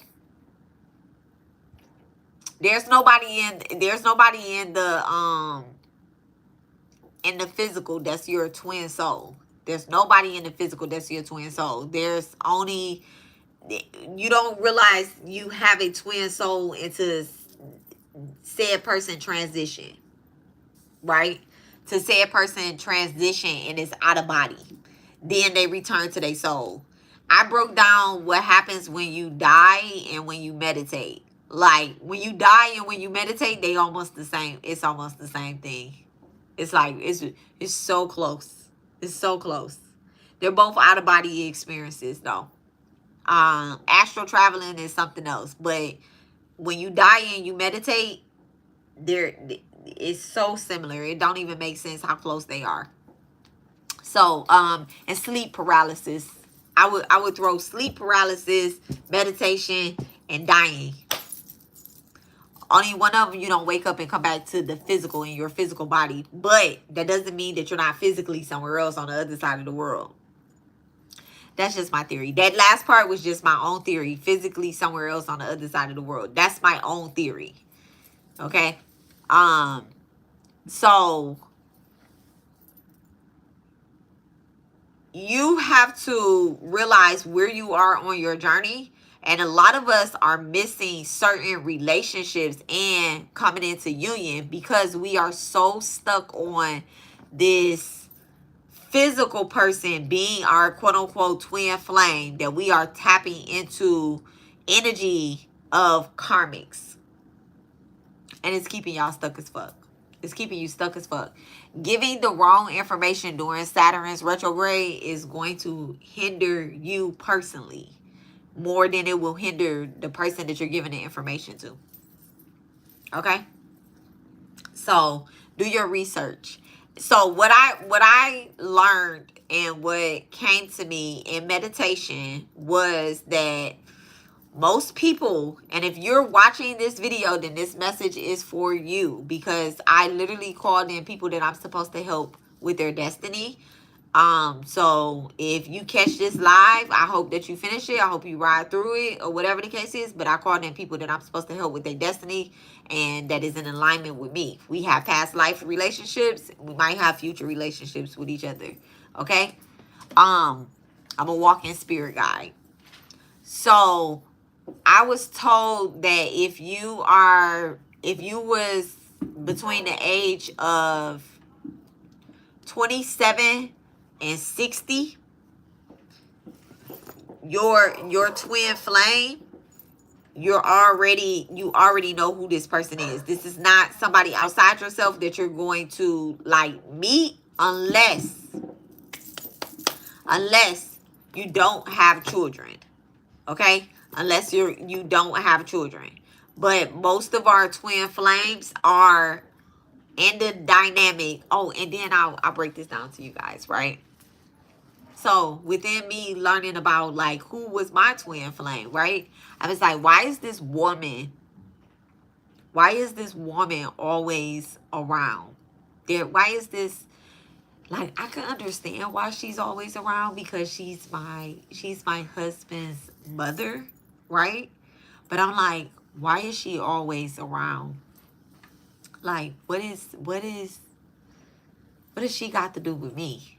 Like, yeah, I call spirits in here. I do venerate her. You know, I do raise her vibration because who she was as a physical being. I just want to, you know, I uplift her as a mother. But I'm like, why is she always showing up in my readings? Why did I meet her before I met my husband, right? Like, why? Why is this woman here, right? And then this is what happened. And I have conversations with him about this too. His mother is his twin flame, and she was reincarnated. Y'all heard that? His mother is his twin flame, and she was reincarnated into one of our children to help him to awakening. What's the weird part is that upon reading his birth chart, I realized that my son had been in his birth chart since like 1998 when he moved back to Houston to live with his mom. And my son's birthday is in his birth chart. I was like, damn, that's deep, right?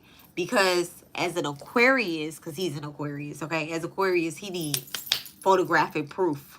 He needs paper proof. It needs to be on paper in order for me, like spiritually, yes, I'm going to break down some things for him. He going to understand. But when I put it out on paper and I'm like, you see this transit? You see this transit? Let me pull your mom's birth chart. Let me pull her death chart. Let me pull this. All of these are crossing paths. So what's happening is that our twin flames, let's say they have transitioned, right? Let's say you're like, is my mother my twin flame? Is she the person that's giving me messages from the spirit realm? Because our twin flame is to help us awakening, right? You're like, am I in union? Do I have a close relationship with my mother? Can I talk a lot with my mother or my father or even my sister or my brother? Because some of us are in that dynamic, right? Brother, sister, okay? And brother, listen, y'all, brother and sister is the yin and yang. Do your research. Do research. Brother and sister is yin and yang. Brother and sister is Gemini energy. Gemini, yes, it is the lovers, but that is only in tarot is it the lovers card. But if you look at the lovers card, y'all gonna make me pull out the lovers card. I need a deck. Let me get a deck.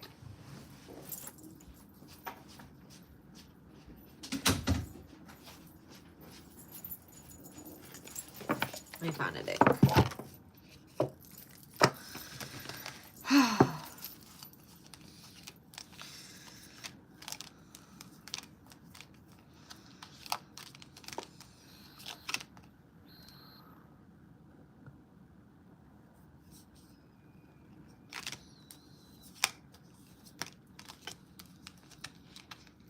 This is not a normal deck either, so I hope that the lover's card looks proper. There you go.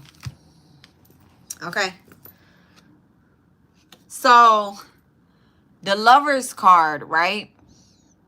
Here, there's always a man and a woman that's on there, right? But they're in the garden of, well, I don't want to say this is the Garden of Eve, because it's not. What they are is they're separated by, in this particular card, they are separated by the earth, right? The earth is breaking apart, but there's a snake that's there as well too, right? And then there's the angel that's up there. I think that's Gabriel. But on here it doesn't look like Gabriel. That's not how angels look anyway. But this dynamic right here, this could be anybody. It is a masculine and a feminine. So this Gemini energy, because the lovers represent Gemini energy, right? It has the number 6 on there, which is the divine feminine number, is number 6. Sixth house is Virgo. So even though this is Gemini's card, but it's Virgo, the number 6 goes back to astrology. 6th house is ruled by the divine feminine, which is that woman, right? So when I be breaking down astrology and I go to Virgo energy and I go to Gemini energy, I be thinking analytically and, you know, the real thought. I said the real thoughts. I don't know what the word is right now. I'm drinking wine. But analytically thinking is when you're thinking inside your head, that's that Virgo energy, right? 6th house. But that is the divine feminine internal energy, right? But Gemini gives you brother and sister, 10-10 on the clock too. So it gives you brother and sister energy off the rip. Like that's the real yin and yang. Okay? Like that's the real yin and yang. So as a tarot reader, yes, I read and I tap into other energies and I'll get the message or whatever divine is telling me the message is, and I deliver the message. But not in reality, but what I'm telling y'all now is that we are most likely already in union with our, not in union, but we have met our twin flame, and it's our job to awaken so that we can come into union with our twin flame. Just because you have met this person does not mean that you are in union. Union represents balancing out the divine feminine and the divine masculine energy. That's what union means. Period. Okay? So, yeah. So I am with my, in a relationship, far as being married, right? And let me tell y'all something. Okay, I won't get into the rant because I was about to tell y'all something about these karmics, okay? I'm about to tell y'all something about these karmics, because being a person that was spiritually attacked by a karmic, I heard so much shit. I heard so much shit about twin flames that it really was throwing me for a loop. But I finally have the whole story and the answers, and I'm like, okay, that it makes so much sense. It makes so much sense, right? So, I'm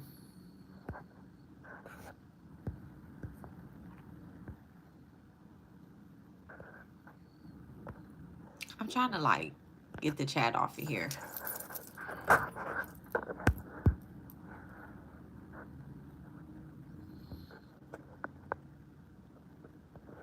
Okay, there we go.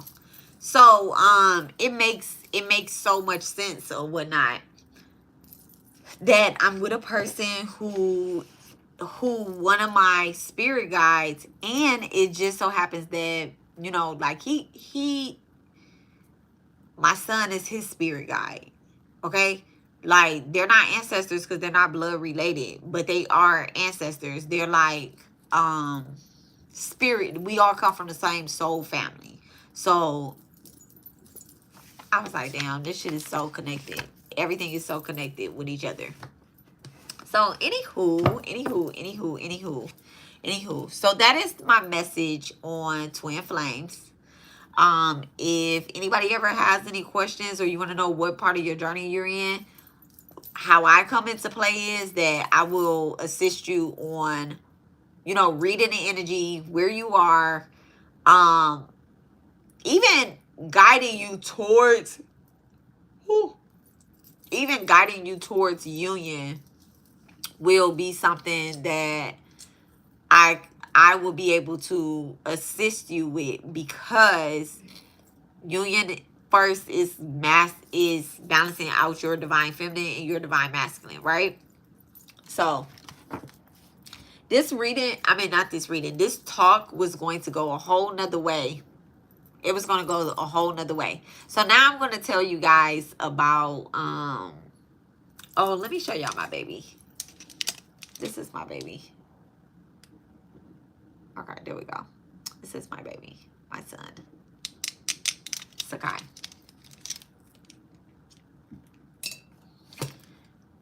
He's with me in everything that I do. Earlier, I was channeling and I seen a dragonfly. Oh, y'all can see my dragonfly right here. Yeah, that's my dragonfly. With I have his ashes in there. And his acorn. A dragonfly and an acorn. But,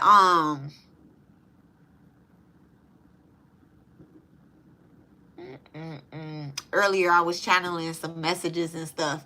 And I was like, how am I about to talk to these people? What am I about to talk to these people about twin flames with or whatnot? So I'm basically like want us to get into alignment because like I said, when you fully come into alignment with and come into union with your twin flame, like there's no stopping. There's no stopping you. There's no stopping you really beforehand too.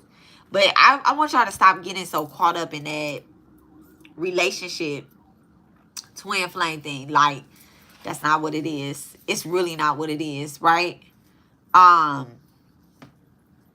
It's really not what it is. You can go your whole life trying to chase after somebody and pretending that, you know, this is your twin, that's your twin.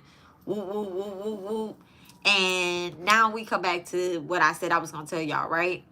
So the person that was attacking me in my union, my twin flame union, right? She didn't realize she was attacking my twin flame union by attacking me and trying to keep me from awakening, but she was. And that is a part of why she hasn't come into union, because she's chasing after a masculine. You can't chase after a masculine. You got to chase after your own, like you got to, this shit about to sound crazy. Knowledge, wisdom. Wisdom is a woman. Knowledge is a man. You got to chase after that. It's not money. It's not. It's none of that. It's just straight up wisdom and knowledge. Like if you're not winning in those departments, you stupid. You lost. You stuck. I'm sorry. You're unawakened. So that's why, like, I hate that for some people. Anywho, my baby bracelet broke. I'm gonna have to cleanse that.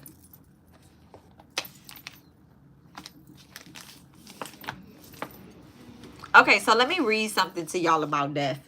So it says, death is not an ending, but a transformation. Nothing in the universe is ever destroyed. These simply change form. Like a snake shedding its skin, fully conscious and aware of itself. A person leaving one state of being is simultaneously born into another. Now, let me read y'all something for Sagittarius, right? This is the Temperance card. And it says, when death is no longer feared, body and soul can integrate onto another, creating balance and a center self in the midst of moving energies. In this card, the water and fire unite in ecstasy and consciously dance in celebration of itself. The devil. When magical powers become a temptation for personal gain, the devil has entered the picture.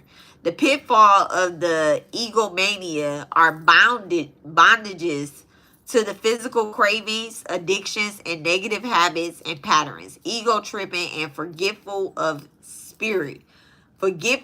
of spirit. So that is the devil. Okay? There's a lot of demons and devils walking this earth's surface. I always say that. Demons and devils walking this earth's surface to keep those people that are aligned out of alignment. Okay?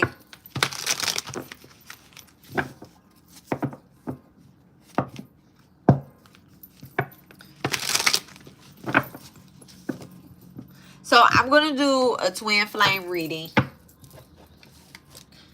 I'm going to do a twin flame reading. This will be a short reading.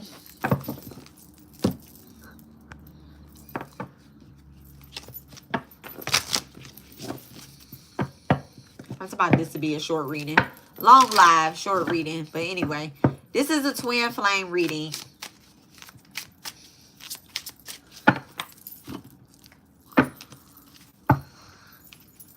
So if you are not familiar with what I do, what I offer, I am a spiritual teacher and I offer enlightenment. I offer and help those coming into union with yourself, with divine. Okay. The first card out is air sign, Aquarius, Libra, and Gemini. And it said open-mindedness, objectively, and learning. I'm glad that you guys are here learning, that you guys are going to take notes. I'm glad that you're on your journey so that you can continue to learn. But remember I said, in order to be on the twin flame journey, you have to get knowledge and wisdom. So, absolutely. So, your twin flame could be an air sign, Aquarius, Libra, or Gemini. Or you could be an Aquarius, Libra, or Gemini. I think that card wants to come out. Cardinal energy again, Aries, Libra, Cancer, and Capricorn. I think we talked about that. Investigation, bravery, and a pioneer spirit.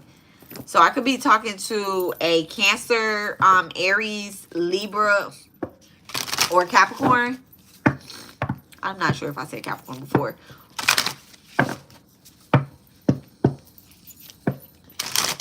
Can I have one more card? Thank you. Okay, and house 7. I like that. Libra energy. House 7. Okay, so house 7 is that's Libra's house, but y'all know that's the house of partnership, right? So you're definitely could, that's also Justice house as well. So you could be coming into partnership, into union. You're like this close. And as close as you are, you might be wanting to give up. You might be wanting to like quit. You might be wanting to change your mind, go the opposite way. Whatever the case is, don't do it. Okay? Like, as hard as it's getting, as hard as it is pushing you, is as hard as the blessings is going to fall back on you. I promise you, okay? And it says profound relationship, intimacy, and romantic partnership, okay? Romantic partnership. Even if, I'll get back to that. I'll get back to that. I'm going to get one more card out of this deck.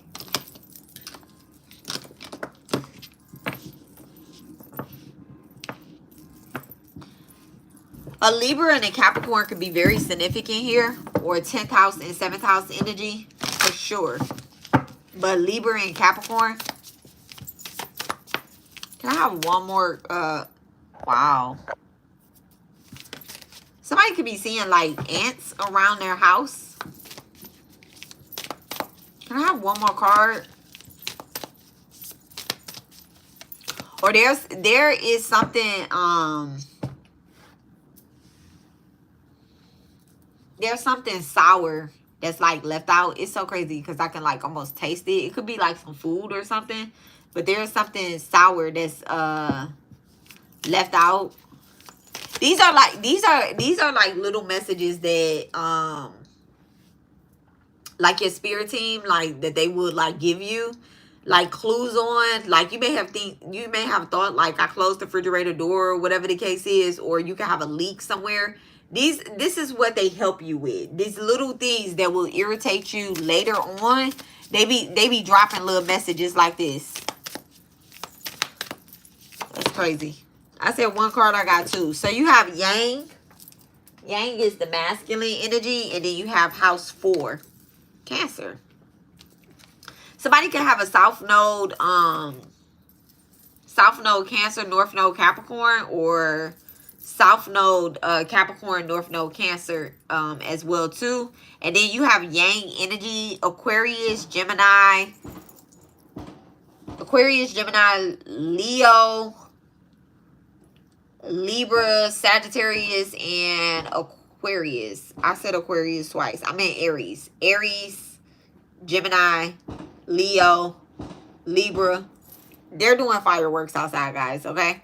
Libra, Sagittarius, and Aquarius. And it says proactively expression and doing forward movement. So definitely like someone is needing to like balance out their masculine energy, right? And then house 4, it's giving us the message of like house 4 is you coming straight into your feminine energy.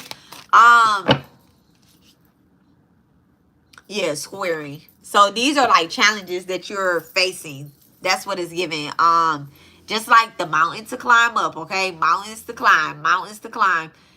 Another thing is that there is a mantra. Y'all know I'm always going to try to teach a mantra. Tell you guys if you can't meditate, like sit and meditate, doing mantras will be wonderful. Okay, I love mantras. So the mantra for the solar plex, yes, the solar plex, which is giving you action, confidence, motivation. These is fire mantras. The mantra for the solar plex, but also for Shiva and Shanti for the divine masculine and the divine feminine, is Ram, R-A-M, Ram, Ram. And you want to feel it from, you know, like your belly. You feel it from your belly, okay? The solar plex is your third chakra, is between your rib cage and like your belly button. So you want to feel that energy from your solar plex, like Ram. This will help you really balance out your divine feminine, your divine masculine. It's a calling, okay? If people are, you know, doing spiritual attacks up on you, on your union, on your twin flame union, this is absolutely a great mantra to do, okay? It's not no return to sender type of energy. This is like block, bitch. Really, honestly, this is like block, okay? Block. Like it never even, like the energy never even made it to you, okay? So let's go ahead and get the tarot. Actually, you know what?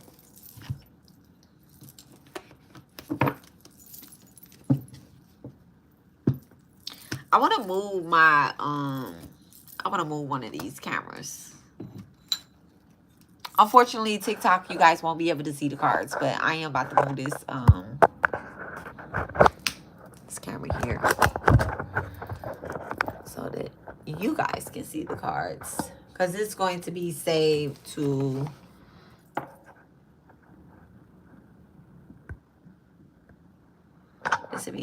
my channel.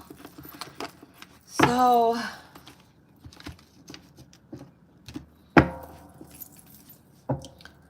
let's go ahead and hi AC Pool.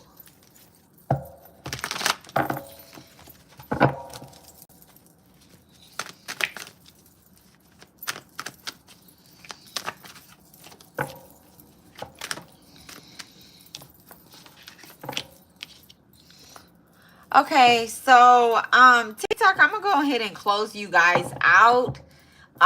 Thank you guys for y'all love and support and for checking me out, but I have to like focus on the reading, and honestly, I can't with the TikTok energy. Love you guys. Talk to you guys later.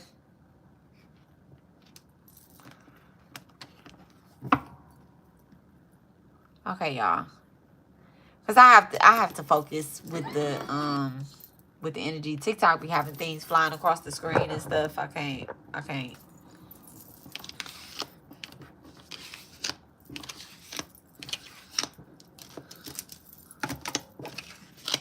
Okay.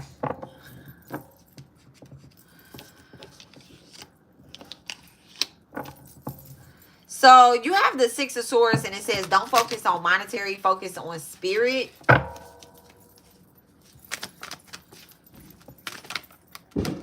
So, first things first is that, yeah, the way other people view you is none of your business. So, definitely is giving, like, ego energy, right? Definitely giving ego energy. Not being with the air signs coming out with that, just not being open-minded. You got the air sign with the Six of Swords. So the Six of Swords is Aquarius, Mercury. This is like you going into calmer waters, right? But like I said, it's a mountain. It's a mountain that you have to climb up. That's so crazy because this air car has mountains on it. And it's like before you can go into calmer waters, before you can understand exactly what it is that is happening, like there's going to be rocks and molehills and all types of different stuff. But you just have to go in with a brave face. I feel like also that someone is wanting to, just like how I just came on here, right? And I had this conversation about twin flames. Okay, 7th house. Somebody has had the wrong idea about their twin flame, has had the wrong perspective about, you know, being in union with someone. This could be someone that you have a relationship with as well, right? And you have found out some things, right? You have found out some things. You have learned some things. I believe that this is about taking notes. This is about understanding. This is about investigating who you are. Really looking further into who you are.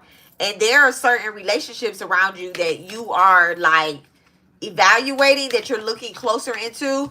And you want to be done with them. Yeah, 4 of Swords in reverse, like you want to be done with them. You have, someone has definitely awakened, have come out of meditation. You could be receiving information during meditation. And it's like your whole dynamic of things have changed. 222. I just seen 222. You could be seeing the numbers 222. What's this yang energy? Thank you so much, Spirit. What is yang energy? And it says proactive forward movement. Yeah, the Queen of Pentacles in reverse. So I feel like there's a money, with the masculine energy coming out with the Queen of Pentacles in reverse. There's definitely like a money issue that's happening here. This could be somebody that's over the age of 25. Definitely a woman. But there's somebody that has built up a business off of, you know, certain energies or whatever the case is. And it's just not who they are anymore. And I could be talking to a male as well with the yang energy coming out here. This is Spirit wanting you to get out of that this is Spirit wanting you to get out of that masculine energy and go into this house 4, go into that divine feminine energy.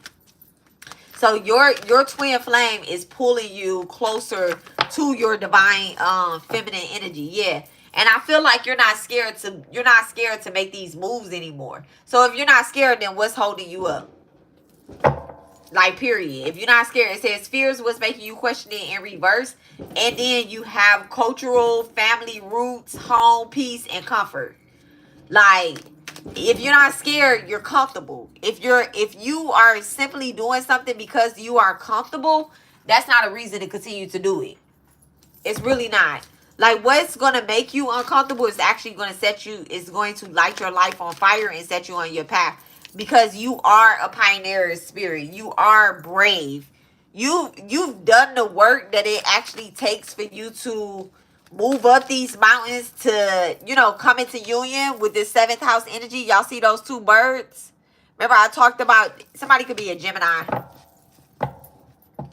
Somebody could have Gemini in the 7th house. What's the 7th house energy? What's 7th house? The 9 of Cups and the 8 of Cups. Oh, wow. The 9 of Cups in reverse with the 8 of Cups. So you're actually stuck at this 8 of Cups. You don't want to walk away. Money problems, turning your back and walking away knowing nothing more can be done. But you don't want to go to this 9 of Cups energy. You understand that improvements are happening that could possibly go down. But you're like, no. If I go any further, I might fail at something. I might not. Yeah. So you could be very fearful of failure. That's all masculine energy though. Like, that's all masculine energy. Where's the divine feminine at in this reading? Thank you so much. Where's the divine feminine? Look at that. The 9 of Pentacles in reverse. And it is the divine feminine. So, divine feminine, you could be stuck at your divine masculine stage because of financial reasons. You could be seeing 999 too, 989. Somebody could have a Virgo Venus. And also, you could have just purchased a home or something.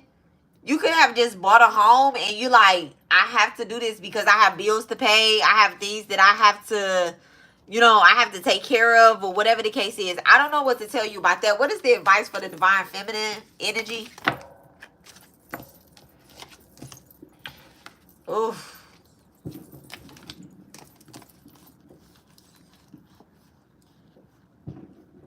That shit is crazy.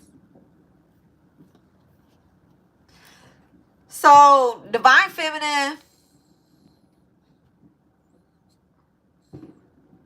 straight up, you could be seeing 666. Like, that's the first thing, right? But you got the strength card in reverse. So it's saying inner strength, confrontations with yourself or with another. So I feel like you're trying to keep the peace.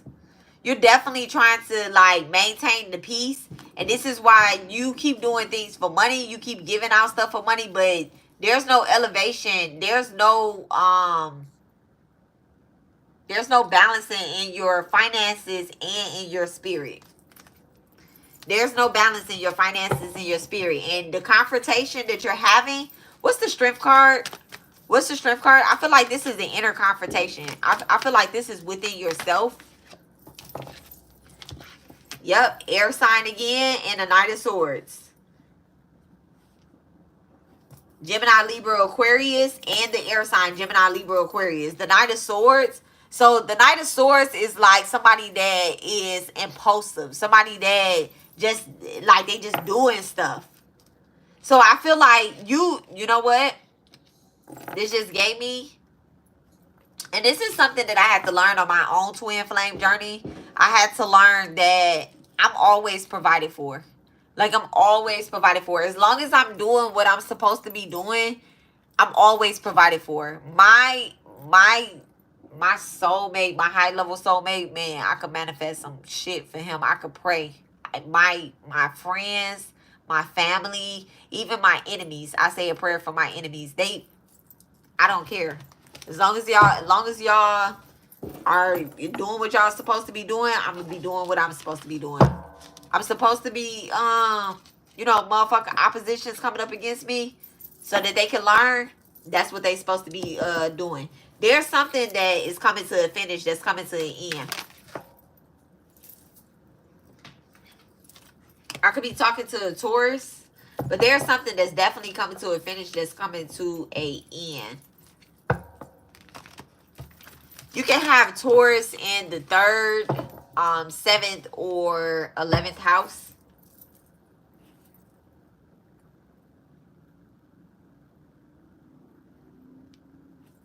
What is this energy with Taurus and the air?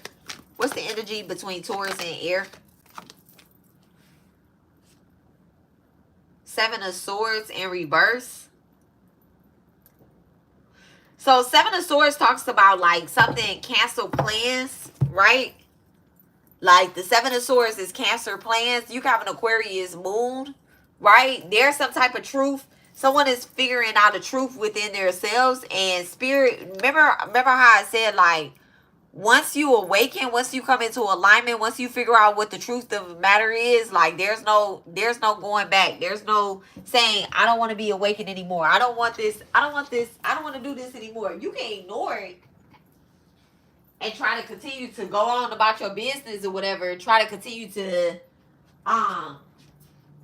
I don't want to say stay stuck, but like continue on the same path. You could try to ignore it, but spirit has a plan. Oh my goodness, I just told one of my clients this.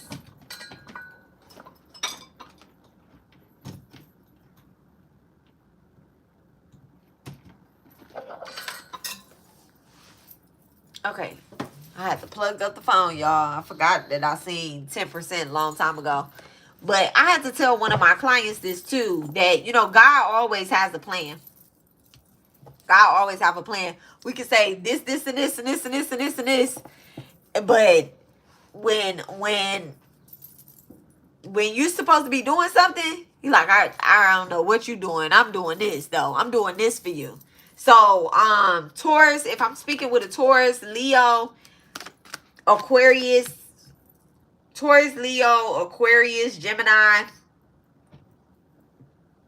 Taurus, Leo, Aquarius, Gemini. Is that it? Libra. A lot of air energy up in here.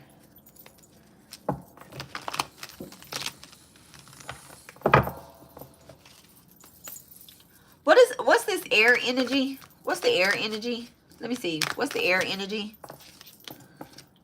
The Emperor in reverse. Yeah, somebody could be getting dethroned. Stability, their influence is getting shooken up. And it's for a good cause. This, like, I don't want you, I know you feel like this is all I know or whatever the case is. So you could be looking to do something else. Not looking to do something else. You're not really wanting to do something else because it's really, you know, energy, money holds a certain energy. But I feel like there's a divine feminine energy that wants to come forward. Okay? What is this Nine of Pentacles with that divine feminine energy? Because that's what I asked what the divine feminine was, and it was like, it's Nine of Pentacles. It's not about money. Money isn't giving you the confidence that you actually need. You could be sitting on a whole lot of money, and yet you're still having inner confrontations. You're still having damn, what is that? Insecurities or something here. Okay. What is this Nine of Pentacles energy? What's the Nine of Pentacles? I hope no ace cards come out. Okay, Justice in reverse. Thank you. Oh, Libra in reverse. Justice in reverse. So legal situation. So someone could have taken you to court. And it's like, now that court case is done with, or this could be spiritual court, or it could be like actual physical court, but like this court case is getting ready to balance out things that's happening. So you could be losing at a court case or something. I'm just being real honest with y'all, but somebody could be losing at a court case, and they're losing quite a lot of money. So this could be spiritual court, or this could be like actually like physical court. Come in. You are? Yeah. Okay, come give me a hug. Be good. Where you going? Tomorrow. You know, man, alive. No. Oh. Just facing the thing.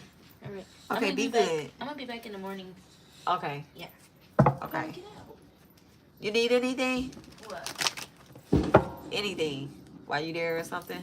Um, I'm only off tomorrow. I don't think so. Y'all decorating?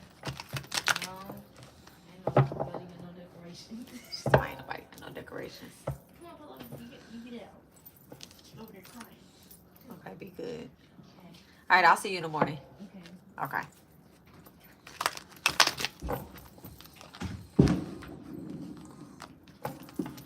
So this could be like an actual legal situation or whatnot. The other thing too, like someone could be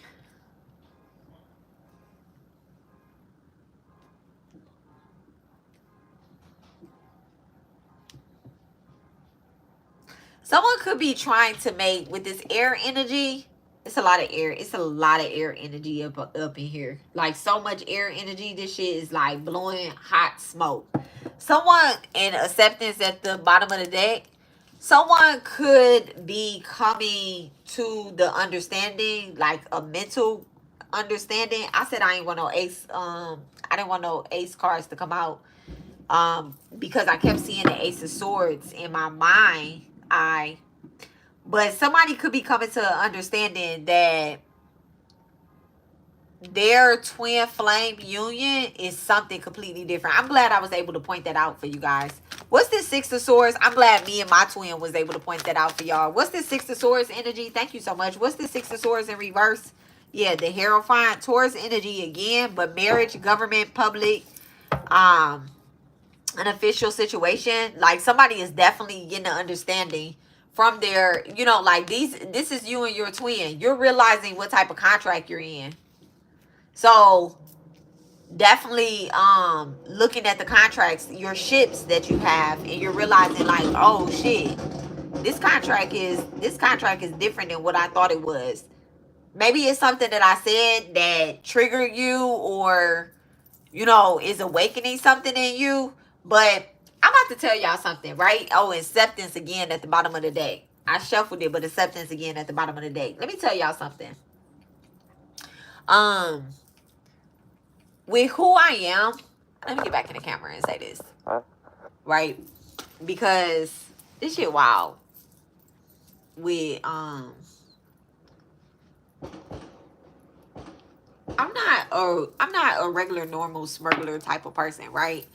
I have so much, and there's a particular situation that it took me a long time to heal from, right? Because I was under the assumption that the girl that had I was under assumption that, let me phrase this right. I can't give her too much credit. I was under assumption that my son was killed via death magic, right? When he first transitioned, I was under that assumption that it was death magic, right? That's like what one of the spirits that was around me was kind of like telling me, like, oh, it's death magic, right? And so when I had spoke to my mumbo, because we all have our gurus, we have our spiritual teachers and stuff, and I had spoke to mumbo, and she was like, yeah, it was an attack on your life, right? Like somebody in the physical tried to pay to have death magic done on me, right? She's like, but it didn't work. It didn't succeed, right? That's not how I'm going out. That's not the contract that I took. That's not how I'm gonna die. 137 on the clock too. That's my angel number, right? Remember I told y'all that? 137. So I was like, but what about my son? It was like he knew how he was gonna pass. This is where the awakening comes into play. Because had he had passed any other type of way, had he had transitioned any other type of way, I would be solely focused on that. Like, let's say for instance, he had took a gunshot, right? I would be advocating, because of who I am, I would be advocating for gun laws and for like violence in the neighborhood. Even my father, passing from gunshots. But I ain't advocate for gun violence with that. What I did advocate was that's something different. I won't speak on that. But anywho, so had he had transitioned that way, I would be advocating for that. So because he transitioned when I was in spiritual warfare and somebody had sent a hit towards me, the awakening part was for me to awaken in a way that I would still be able to connect to him, because I was hidden. I was hidden from doing certain things. Like, I was, listen, if y'all see that the video that I posted for my preview, right, into this video, I had went to Haiti. I was baptized. I was tapping it back into my roots of where I come from, who I am, the land of the ancestors, the land of the first beings, the deities, you get what I'm saying? Like, I was tapping into that. I was also meditating, and every day I was tapping in with spirit, asking spirit, who am I? Who am I? So in order to know who I am, I had to know where I came from. So, and who I was reincarnated with, right? Who I was reincarnated with, who I'm going to help, who I'm going to assist. So, anywho, somebody is awakening. And it ain't me, because I'm already woke. Right? So, this right here, I'll go back to the reading. So, oh, that's what I was saying. I kind of got sidetracked. That's what I was saying. I'll go back to the reading. I'm not like a regular, I am a regular person. I'm talking about a regular person. I'm not a regular person. I am a reincarnated deity out here in this bitch, right? That barely know how to work the internet, and I do my own shebang, shabak, baka, baka, boo. I don't have nobody helping me with this, except spirits, okay? Nobody in my family does the internet stuff. My son was the only one that was on the computer like that. So all this editing and all that extra stuff, all this extra stuff, I'm not doing all that. I don't got time for that. I'm just here to drop the real tea, okay? Spirit tea. Spirit tea. Oh, I like that. Spirit tea.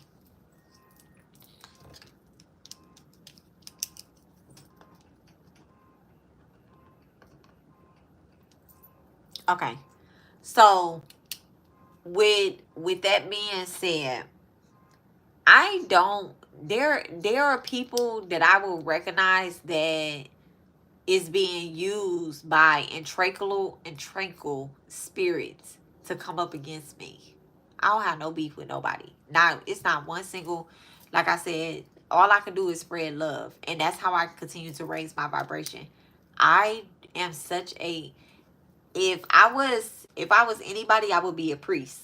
If I was anybody else, I would be a priest. I would be a guru. I am a guru. I would be a priest. I would be a shaman. I would be in the mountains meditating. No man, no cell phone, no kids. I would be in the mountains. When I transition, I plan to go to the mountains. I hope they send me up to the mountains, okay? As an owl. And then I'm going to come back to the hood and give y'all all the information, right? There is nobody on this earth. And I had to really like dig deep, even doing this reading, even I'm not this reading, even doing this live. I almost went live the other day. And it would have been so low vibrational. And TikTok was not working. TikTok wasn't working. YouTube wasn't working. The what is it called? The Twitter wasn't working. So I was like, oh, it's not meant for me to talk like that. Cause I was in a certain type of mood, because I'm human, right? I was in a certain type of mood. The transits, I had to look back at what the transits was, and I was like, oh, the transits wasn't even lining up for me to even be. I think the Aquarius moon was in Aquarius. I was like, oh no, that's not one of the that's not a day to go live on. And then also it wouldn't have been very positive, and because I was feeling some type of way. I had watched something and it was trying to trigger me. So what I decided was, okay, nothing online is working. Let me go and journal. Let me go do some shadow work. Let me go and write that shit out. Write them feelings out. Once I came to it, I was like, all right, now I'm going to meditate. Now I'm going to do my mantras. Like, I had to bring myself back down. And that's just being human. Like, you have to do that. Everybody has to do that. But there's no... Now that I understand, like, I'm in union, I have my husband, I'm in my kingdom marriage, I got my kingdom children, I got my twin, like, I am really happy. Like, I am really happy. Like, this shit, I can't be moved out this energy. Nobody can piss me off. I don't give a fuck what. Like, nobody can piss me off. Everything is in alignment. So, with everything being in alignment, you have to be forgiven. You have to be what is the word? You have to forgive. I don't know. You have to forgive in that energy. If you don't, you're not balancing out your masculine and your feminine energy. To hold shit in, it does something to your spine. It does something to your kundalini. Okay?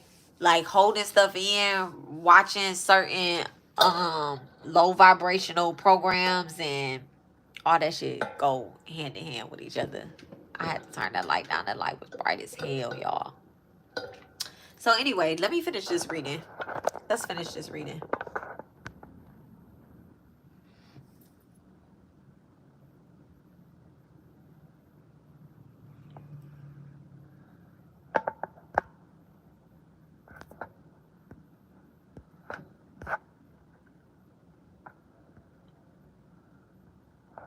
So, all right. So the Hierophant was the last card out. The Hierophant was the last card out. So like I said, you and your twin, a contract is becoming official. You could be going into like actual like union. You understand what y'all contract is or whatnot. What is the Hierophant? Thank you so much. Yep. The Ace of Swords. Remember I told y'all I see the Ace of Swords? But there's the energy where you don't want to accept. You don't want to accept. It says hollow victory. You don't want to accept, even as clear as day as it is. Yep, the Devil card still holding on. A third party. And the Page of Wands. So you have the Three of Cups, the Devil, and the Ace of Swords. So there's a third party that's in the background that absolutely don't want to accept, you know, some type of some type of contract that you and your twin took, that you and your person took on. Who's this devil energy? Who's this devil energy?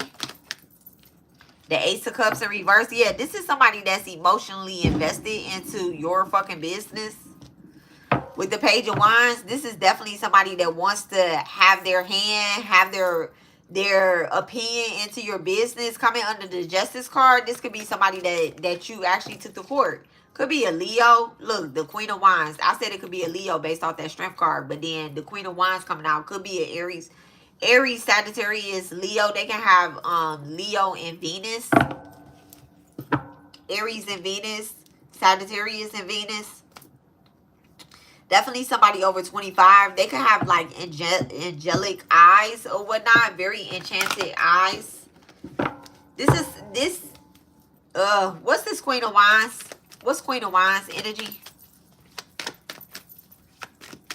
The Ace of Swords is giving me, like, y'all know I can read into spell work and stuff. The Ace of Swords with the Ace of Cups, both out in reverse.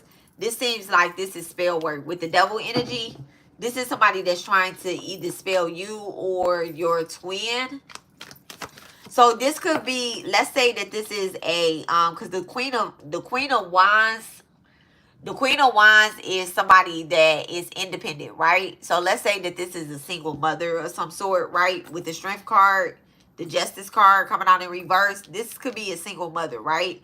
There could be somebody that's coming in between, like a, trying to get your child to like kind of turn their back on you, trying to put parents against each other. This is giving like kind of karmic energy.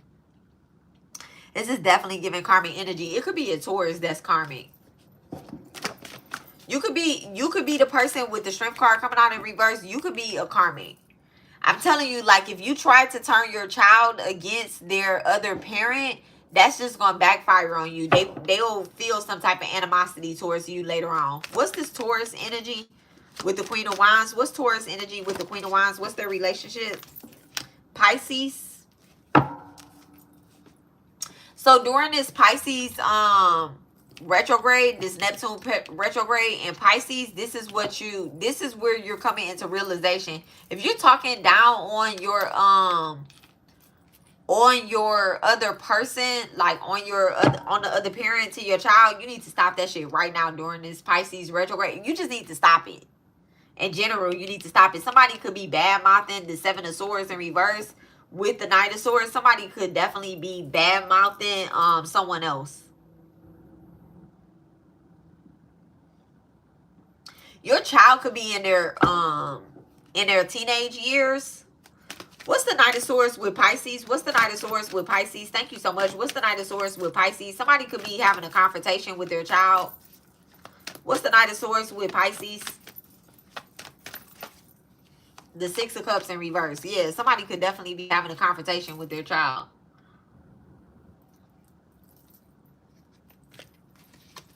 It could be a man that's having like issues with their children. Aquarius, Libra, Gemini, and then behind that card it says my income is constantly increasing. Your child could be like reaching out to you to spend more time with them or whatnot. Or you could be the child of a parent and y'all parents didn't spend much time with y'all. You could have a Pisces, Cancer, Scorpio, and Chiron, and your wounded healer. This is the energy you have to work on. Look, that you have to work on. Eight of Pentacles, it's affecting your finances. It's affecting that masculine energy. So someone could be needing to heal their masculine issues. Like, if you're wondering like why you haven't come into union or even have a high level soulmate. Let me see. What's this Eight of Pentacles energy? Give me more with this Eight of Pentacles energy. Yeah, the mirror effect and reverse. Yeah. So the reason why you haven't come into union, you could be having father issues. Like, let's say you're a woman and you're like, why haven't I come into union? There could be generational curses on your father's side that you actually need to heal, that you need to work on. Maybe your father, like, maybe they didn't like financially take care of you or something, but they may, that's what you were born to do. There, your father could actually be your twin flame. What's this mirror effect in reverse? What's the mirror effect in reverse with the Seven of Swords? What's mirror effect with the Seven of Swords? So I feel like your father, before I flip this card over, your father could have been in a relationship with, like, I hate to say this, but they could have been in a relationship with like a dark man. No, your father could be in a relationship with like a dark feminine, or your mother could be in a relationship with a dark masculine. But whatever it is, it has caused you to have father issues. Yeah, Ten of Pentacles. It has caused you to have father issues, and then someone could have lost their parent. The parent that they're most closest to, too. What's the Ten of Pentacles? Thank you so much. What's the Ten of Pentacles with mirror effect in reverse? Nope. Someone could have lost the parent that they're actually, they never really had a relationship with. What's above the Ten of Pentacles? Thank you so much. The Three of Swords in reverse. So yeah, this is somebody that you never really had a relationship with.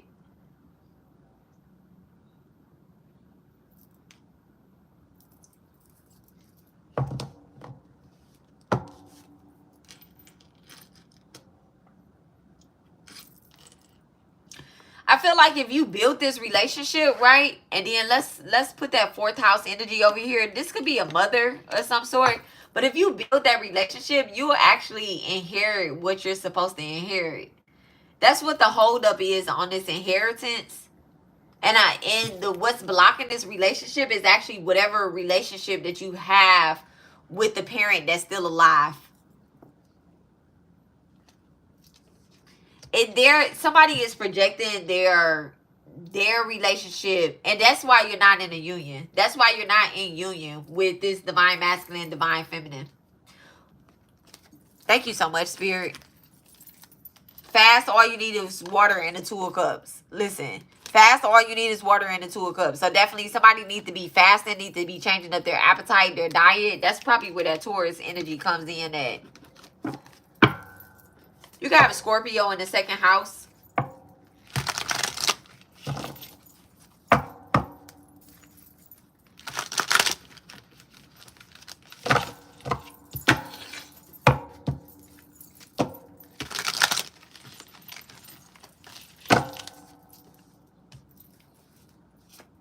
What advice? Am I doing that?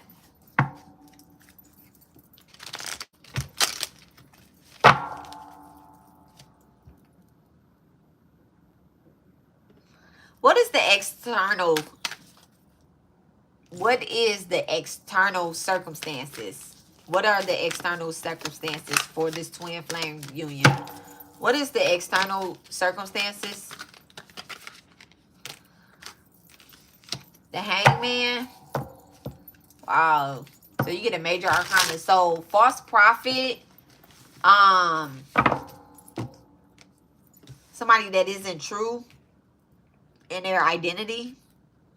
Spirit has been communicating with you for a very long time about this as well, too.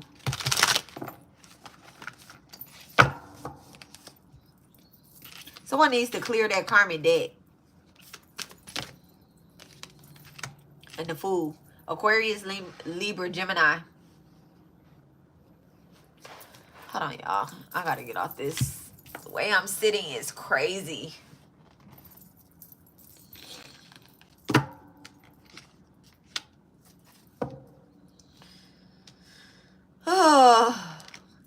Gemini heavy.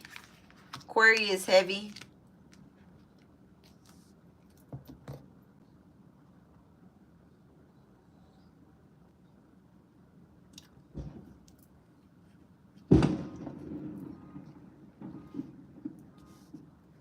So someone's scared to take a leap of faith into something different, into a different let me see. What is this? What is that shit is crazy.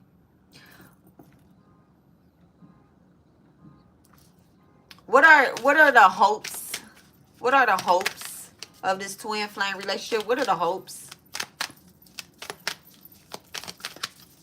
So on the outside, you look like you step out on faith. You could be looking like one particular thing, and in reality, what you are inside, internal, is something completely different. External, you look like this. You get what I'm saying? You look like you take leaps of faith. And internal, you're actually strung up in the tree.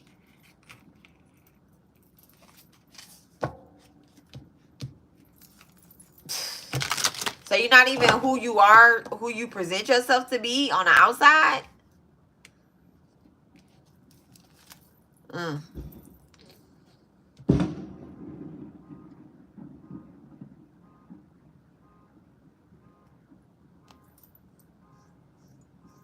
What are the hidden factors of this twin flame relationship? The Knight of Pentacles in reverse. So somebody is actually like quite lazy. Somebody doesn't work hard. Could be a Taurus.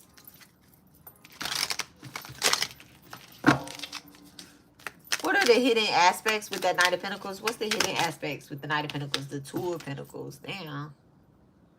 That shit crazy. Capricorn, Jupiter.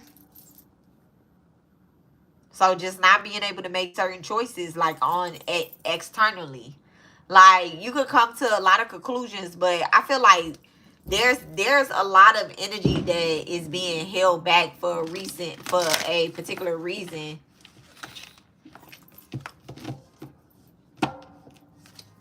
What's holding the Two of Cups, hoping to come into union? I was about to say, like, what's holding this dynamic up? What's holding it up is wanting to come into union. Like the Two of Cups, you definitely could be seeing 222. But I feel like when you see 222, you romanticize it. You're like, oh, okay, this is something that I'm supposed to enjoy or whatnot. But really, it's like you're not making a choice. Let me get a book.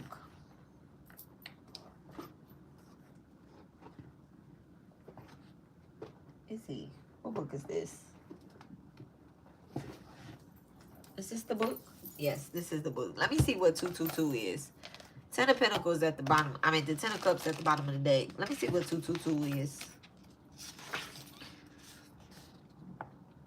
So 222 lets you know that you are in direct alignment with your soul purpose. Your guides are pleased with the progress you have been making when it comes to keeping boundaries and staying calm in difficult situations and remaining balanced. Okay, about remaining balanced. But this Two of Pentacles right here, this right here is what's throwing you off. It's what's throwing you off because that Two of Pentacles is in reverse.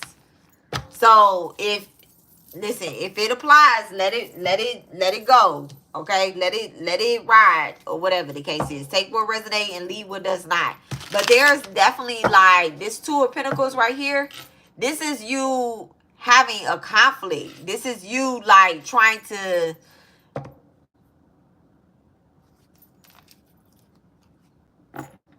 remain hopeful.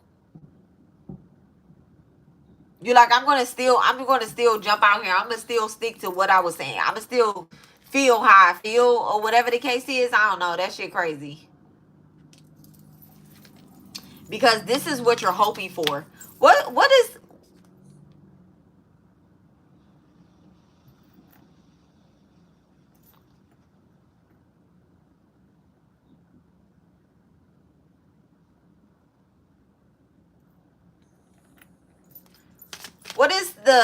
what is below this Two of Cups? What's below the Two of Cups? What's the below the Two of Cups? The Nine of Swords in reverse.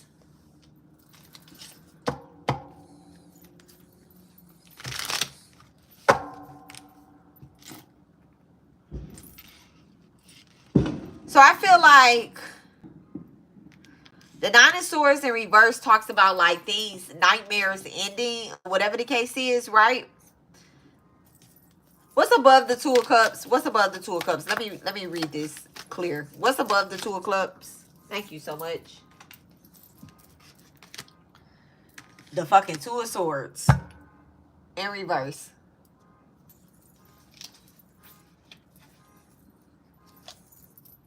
So it's like you want this, you mean for it to work out, you mean well, but remember I think somewhere in this reading I said it's like giving, I don't know if it was this reading, but it's almost like giving advice, meaning well. It wasn't this reading. It wasn't this reading. But I said something in the lines of giving advice, meaning well, but actually like it's not. Remember I said like on the outside, you're giving people advice, they're taking your advice, but on the inside, you're a completely different person than what you're projecting on the outside. You get what I'm saying? So when you see a 222, Spirit is telling you like this message. So I could be talking to a spiritualist as well too. I could be talking to a spiritualist as well too. And it's like all the messages aren't for you. They could be for other people as well too. Two of Swords, 222. Like you could be an actual spirit guide. When I used to get messages and stuff, I used to think that all the messages was about me. And then Spirit told me, stop being so self-centered. They about other people too. I be like, damn. So what's for me? They like, not this message. I know when a message is for me, like my ears will start ringing. You could be clairsensing and you could be getting chills or something too. You need to be able to talk to your spirit team and figure out like, are you, like certain messages, they just not for you. 1111 on the timer too. 1111. So, I don't have a question. So wait, let me get a question, right? What's influencing this situation? What's influencing the situation with your twin? What's influenced the situation with your twin? The person watching the reading, and yeah, the Nine of Wands in reverse. The Nine of Wands.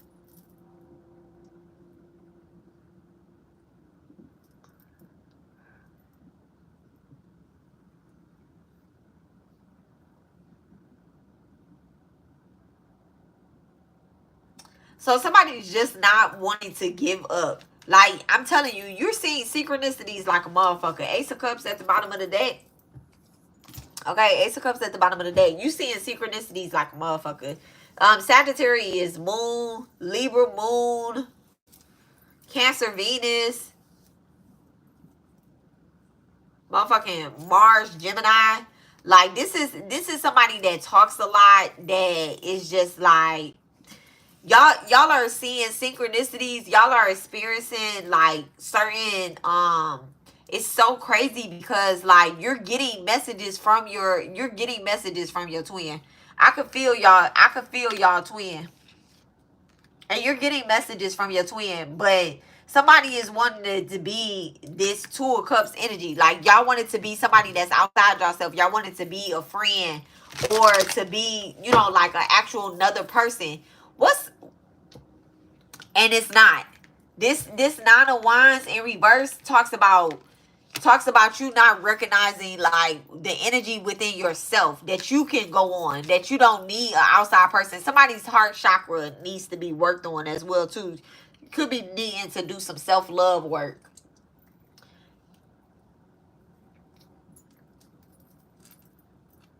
Yeah, Libra Taurus with that Two of Swords. But somebody can have a Taurus moon or either a Libra moon. But your heart chakra needs to and you probably have that moon in the 4th house as well too. Your heart chakra definitely needs some work. Whew.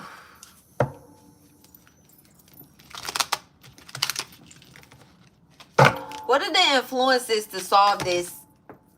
Okay, that's not the question. That's not the question. I already knew that wasn't the question.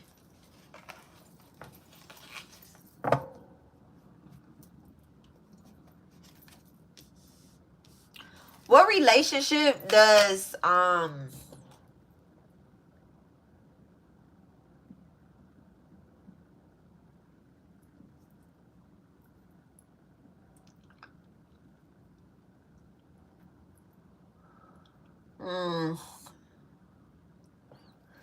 how do you go? That's not it.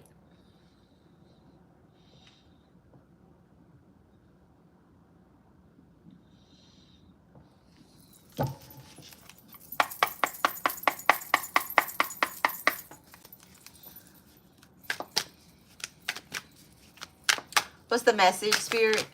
Thank you. The star card. So I think I talked about the star card already with the Aquarius energy, right? So the question I asked in my head without saying it here was like, how do we go forward, right? The first thing is, don't be greedy. Don't be too obsessed with being in union. Like having a balance between water and air energy. Oh, and it fell out on that air sign. Okay, having a balance between that water and air energy, balancing out your Saturn energy as well too. So the star card is like having hopes, having courage, you know, being insightful, being inspired. You know, like once you get to that, you'll realize, like, man, y'all master this Saturn retrograde. Not master it, but like really work with the energy in this Saturn retrograde.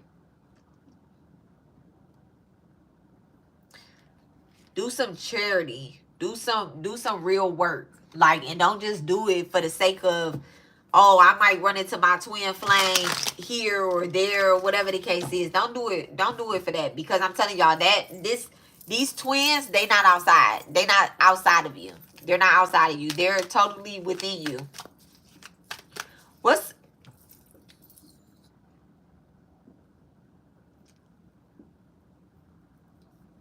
the hopes and fears of the external twin?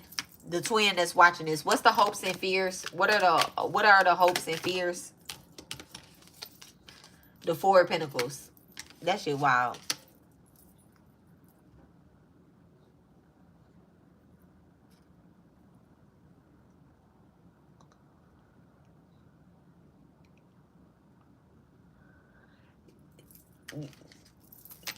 Somebody wants some type of power, some type of, you know, like influence or whatever the case is. Like, they want to be seen. They want to be in this star energy. And I just don't get it. I really don't get it, because that's like all ego.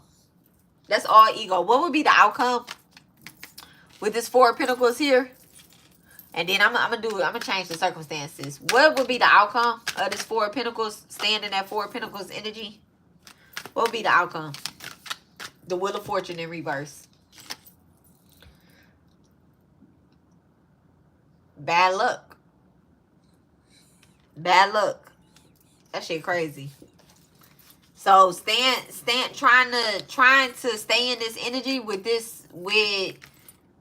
not moving with your twin flame, not doing the spiritual work, not awakening, even going into like having, you know, like if you know somebody ain't your twin flame, but you steady fucking talking about that shit, steady being in that energy, like that shit dumb. That shit dumb.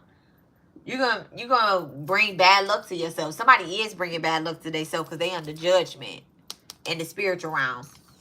The Eight of Cups, judgment, Seven of Wands, and the Three of Pentacles in reverse with the Justice card. So definitely, like, I'm telling you, somebody is in spiritual court. If somebody isn't in physical court getting their karma because of, you know, how they're doing with their child's father, with their child, with their children, or whatever the case is, or their twin flame, if you're not facing some actual type of court, you could be going up against your brother and sister in fucking court, and that's your twin. Oh, my ears just started ringing.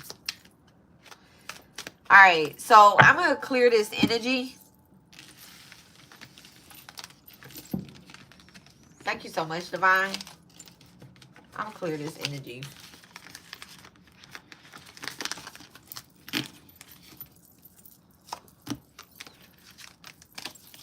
My ears is ringing.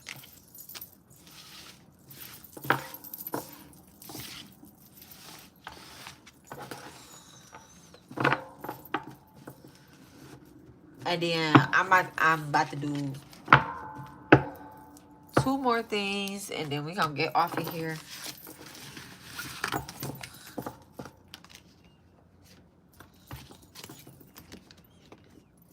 Because what I'm getting ready to do,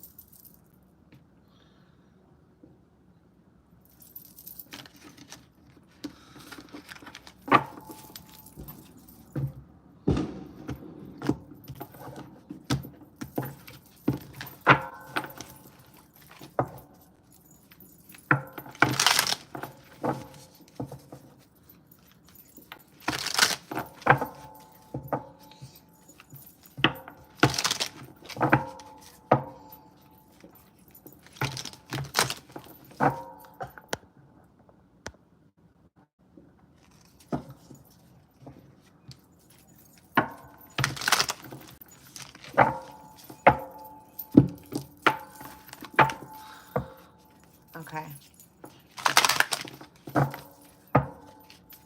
So I'm going to have 2 decks, Divine Masculine, Divine Feminine, right?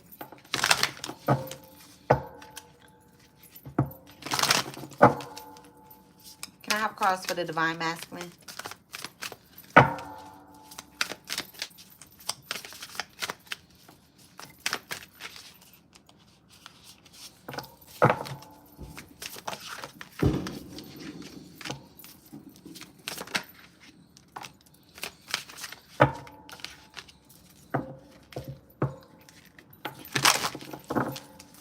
Have cards for the Divine Feminine.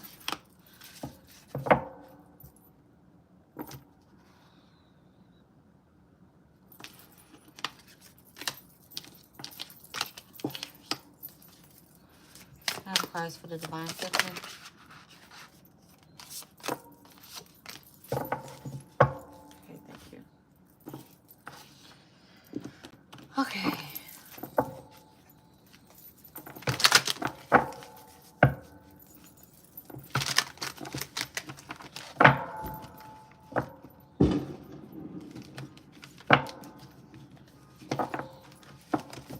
Okay, and this is at 173. Oh, angel number again.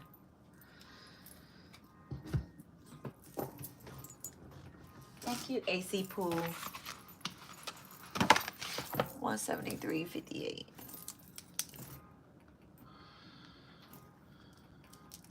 We're gonna do 30. 173.30. I'm pretty sure it started there. And I will put timestamps. I always say I'm gonna put timestamps. Okay, so we are going to do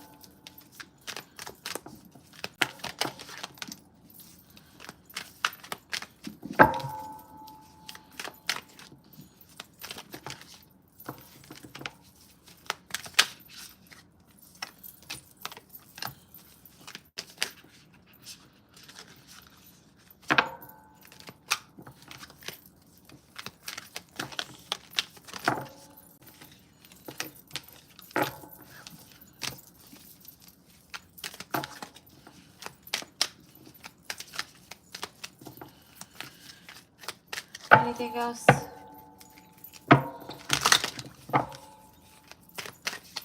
Anything else? Anything else for Divine Feminine?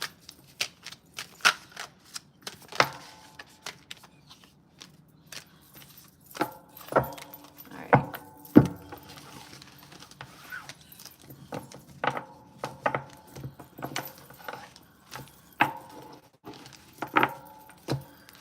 Okay.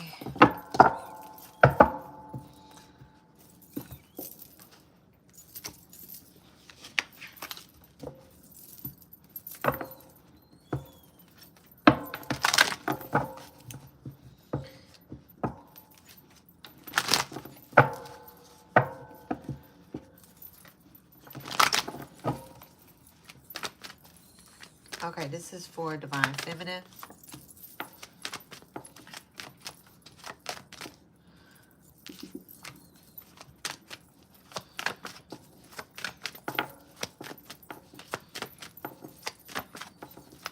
Feminine, what messages are for Divine Feminine?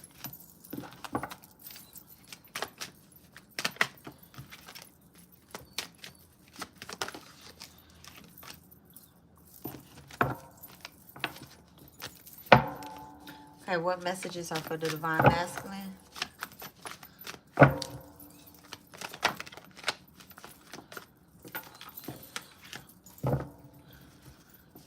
What messages are for the Divine Masculine?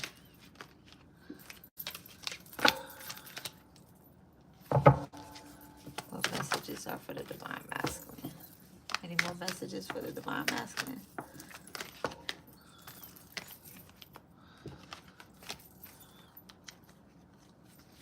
Okay. And last deck.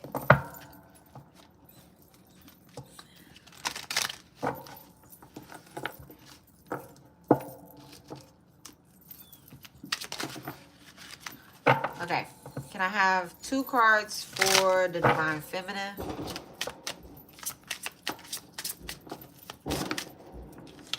Hmm.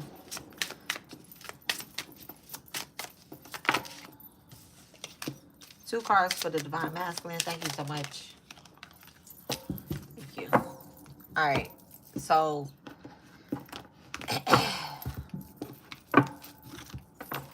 we will read the Divine Masculine first.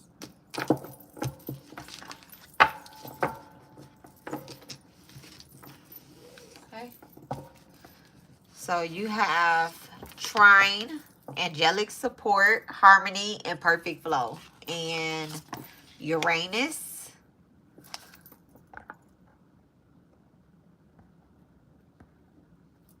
and we talked about Uranus being Aquarius energy. And then 8th house. 8th house is the house of transformations. 8th house is Scorpio house. 8th house is ruled by Mars, aka Pluto, and Raha, right? It's about transformations, it's about diseases, aging, loss, the journey, rebirth. You know, this is death energy as well. I like to associate the ancestors with the 8th house as well. Addictions, bad habits, but this is where your fear lives. This is where gambling is, but these are your resources. 8th house is about other people's money as well too. All right, this is your sacral chakra, all right, that is located at the pelvic bone. This is your sex organs, all right. This is past life. This is meditation. This is where the secrets of the universe is at, right? So you have Judgment, death in the reverse, the backside of death. Very interesting that you have death, but the 8th house. You have the star in the reverse, the King of Wands. Actually, you know what?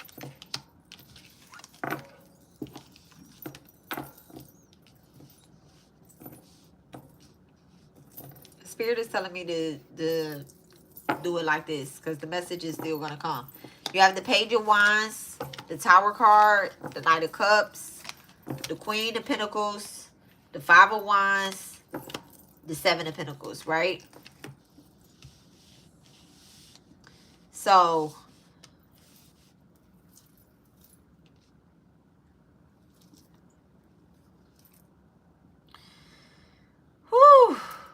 Divine masculines. Divine masculines. Baby.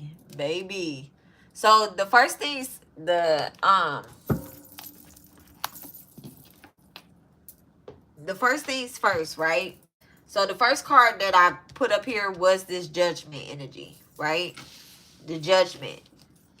Let me first say you got some majors here. You got judgment, you got death, you got tower, you got the star.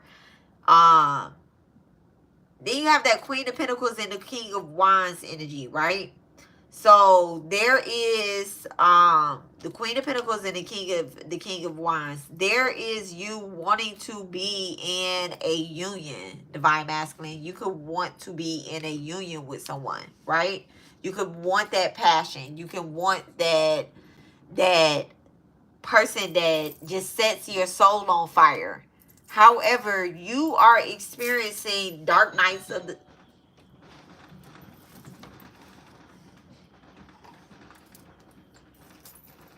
you are experiencing multiple dark nights of the soul. You are going through you're going through different transformations where there could be ancestors around you that are actually like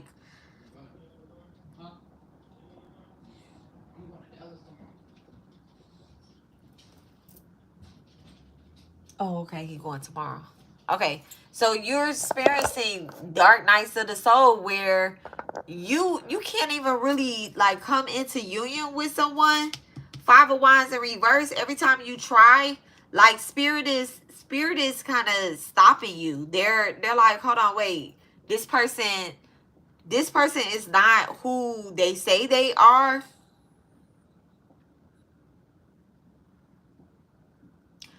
You could be very much so awaken. If you're not awakening, you are definitely like someone's high. You are high on a pedestal, divine masculine. You're very high on the pedestal, right?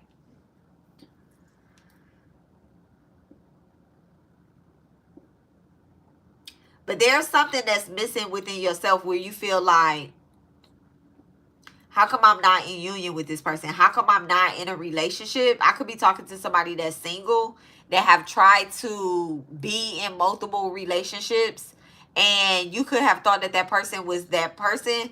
But there is something about this Page of Wands where people just kind of want to, like you attract certain energies.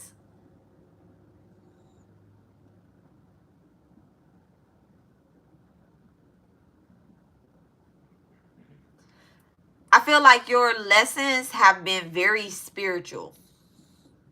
Yeah, with the death, the star, the judgment, and the tower, your lessons have definitely been spiritual. You could also have monetary lessons as well too.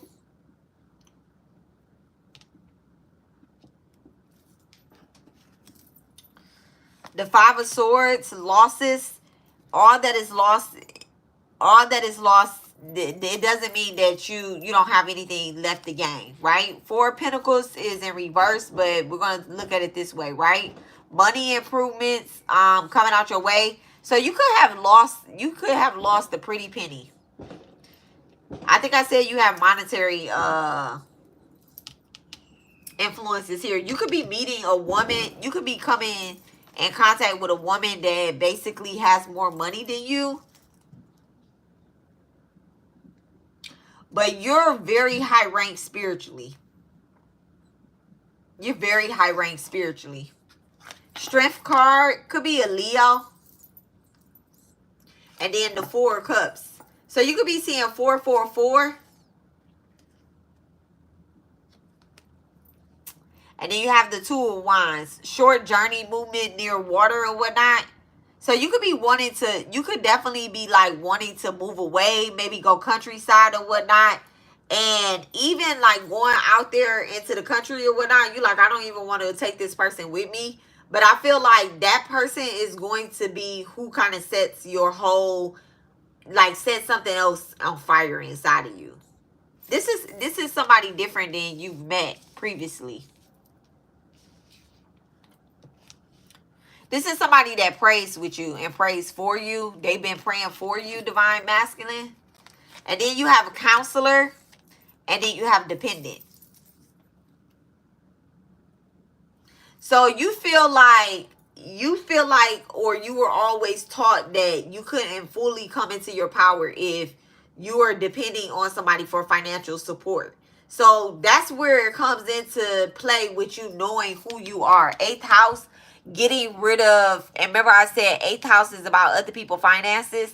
So you need to kill that idea, that thought that you have where it's like, I'm using this person for financial gain.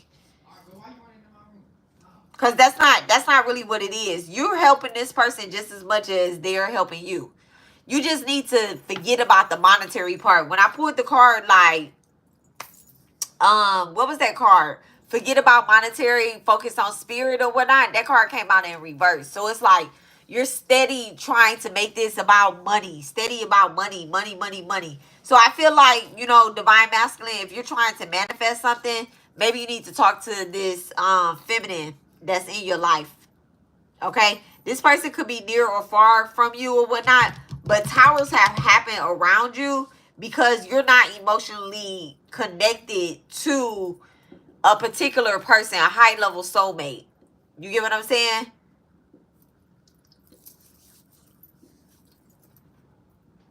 So I am going to, that's pretty much it right there. I'm going to give y'all some angel numbers.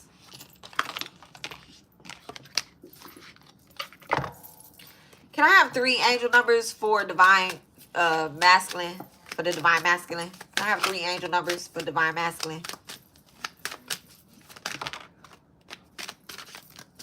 One more. So you have 1919 where it says cycles. And then 2222, feminine forces. And then 1331, good fortune. So 1919 is karma, warning, judgment, influence, power, cycles, changes, and rebirth. If you don't want to keep going through the same cycles that you've been through before, experiencing tower after tower, you need to get in touch with your divine masculine. You need to get in touch with your divine feminine. So 2222, feminine forces, relationship, balance, prosperity, efficiency, patience, and humility. You can do everything by yourself, but life is to be shared. Partner up with the right spirit. You'll become a force. Honor commitments and people around you. Do not judge. Listen. So, counselor, listening. So 1331, good fortune, advice, comfort, major changes, individuality, independence. Have faith in your skills and talents as they are a tool that can provide you with a bright future, a piece of good advice, the moment of enlightenment, and a comforting message is on its way. Everything will work out in his favor. All right, so divine masculine, that is for you. So if you are a divine feminine and you know you more in your divine masculine bag, this message might be for you. Okay?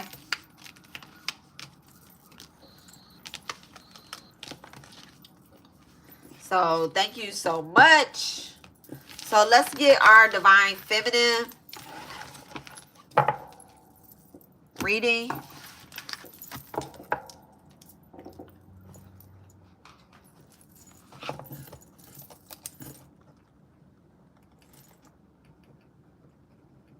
So 190. Somebody could be a Capricorn or have Capricorn Venus. So divine feminine, you have house 4, Aquarius, and Aries. You have the 2 of Pentacles, the Ace of Wands. Oh, I just heard something with that Ace of Wands as soon as I put it out. The 3 of Swords, the 3 of Wands, the Magician, the King of Cups, Justice, the 8 of Cups, the 4 of Wands, the Moon card, the Emperor, and the Devil.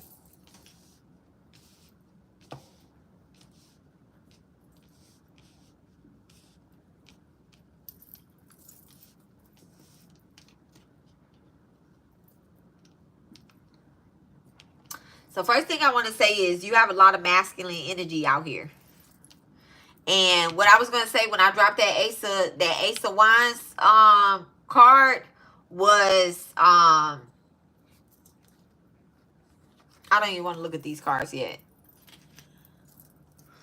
So what I was going to say is like somebody could be heavy deep focused on like sex. You need to cleanse your sacral chakra. Your sacral chakra with that Ace of Wands energy. It could be a reason why you're not able to conceive or have a baby or whatnot, or even be in a successful relationship. 3 of Swords out here. So divine feminine.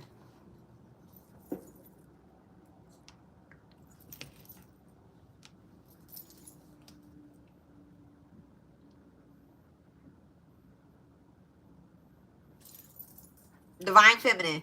There is, okay, so you have the 4th house. House 4 is Cancer energy, right? Cancer energy is about the heart. It's your chest, it's your lungs, it's your blood, it's your mother. This is hidden money. Okay, this is hidden money. This is your savings. This is your vehicle. This your dignity. This is your father-in-law house, the house of family, the house of emotions. This is that inner peace house, right?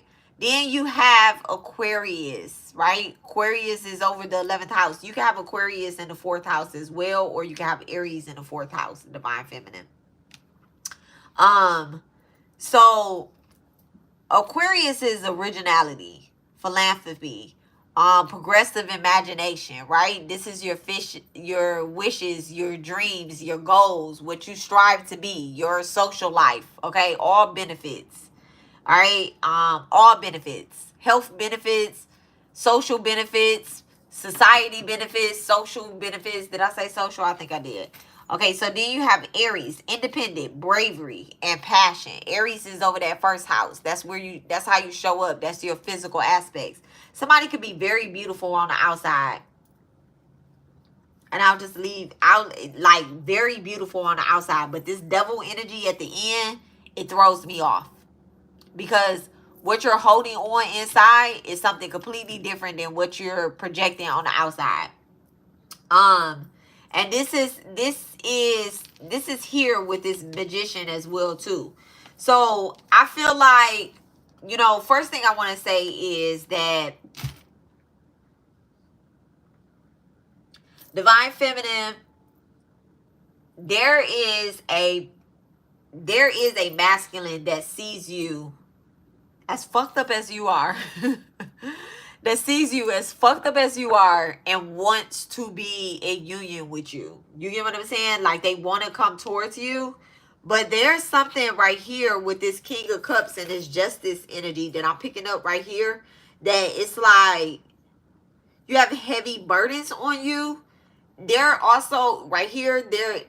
This is giving sexual energy. There could be someone that has like kind of they have kind of like spelled your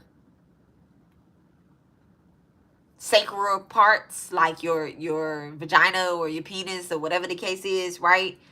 I'm talking to the divine feminines, but remember I said like if you have more feminine energy, but there's a projection of I'm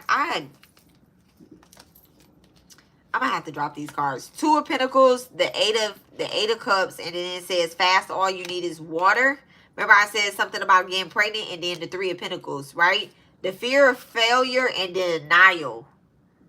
The fear of failure and denial. You are refusing to face the reality about some aspects of your financial life. All right. And then it says the fear of failure. Your fears of failure can be crippling, especially when it's keeping you from even trying. So I feel like someone definitely doesn't want to like fully tap into their spiritual side. Like you could go further. You could go further. I feel like somebody has kind of given up and walking away from a certain path because Maybe they deemed it to be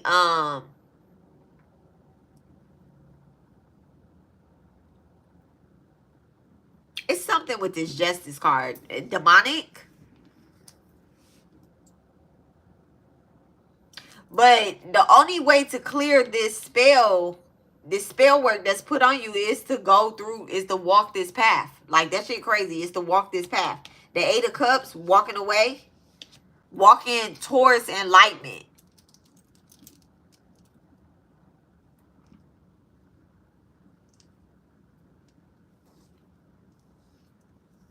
Because the Eight of Cups is going back down to this Four of Wands. The Three of Wands over the Four of Wands. The Three of Swords over the Eight of Cups. You could be seeing 333 and 444.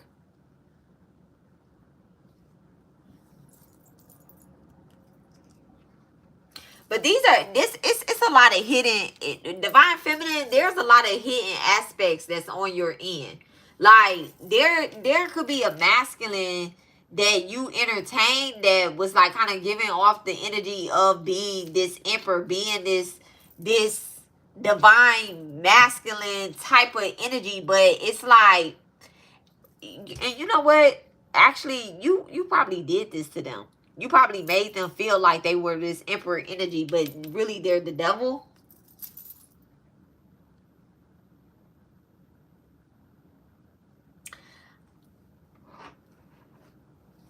Somebody put their eggs all in one basket.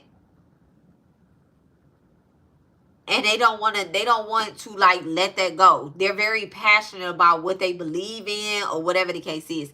Divine feminine, like I'm getting really like hurt from you. Like the fear of failure and denial. Yeah, I'm getting like hurt from you. It's been multiple people that have come into your life that could be high level soulmates. And you've always like kind of walked away from them for the strength of doing this, keeping up this illusion or whatever the case is. The Three of Pentacles, fast, all you need is water. The Eight of Cups and the Two of Pentacles. You definitely need to like repent. You need to talk to your spirit guides. You got the Eight of Cups twice. So, Divine Feminine, you definitely could be facing some type of money problems. And you have the Two of Pentacles twice. Money confusion, juggling two situations or ideas around. Okay? And money problems. And it says improvements are underway, but delays around it. And then a place of worship. That's the Three of Pentacles. So you got the Three of Pentacles, the Three of Swords, and the Three of Wands. And the Three of Cups was in the Divine Masculine reading. I think. If it wasn't, it was in the full reading. Go back and see where the Three of Cups is. But regardless, it's not here. It's not you coming with other people. Like, you know, gathering together. I feel like you're alone. Divine Feminine. Yeah, Aries energy. And you don't want to really get into a relationship. You don't want to be in union. For real. Like, somebody really doesn't want to be in union. That's what this hidden emotion, the devil energy is. It's because they're Divine Feminine, you need to balance out oh, my ears just started ringing. You need to balance out your masculine energy, because whatever it is that you're doing for money, it's causing a lot of confusion. Somebody could be working the wrong job, getting the wrong advice. I almost want to pull some more cards for the Divine Feminine, but I ain't do it for the Divine Masculine, so I'm not going to do it here. But that's just what it is. Like,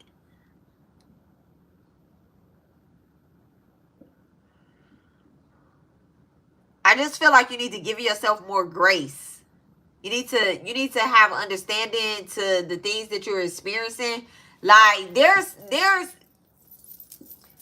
outside energy that It's trying to, and that's where that Aquarius energy is coming in at. That's trying to keep you in a certain dynamic. Four of Wands next to the Moon card, but the Three of Wands ahead of it.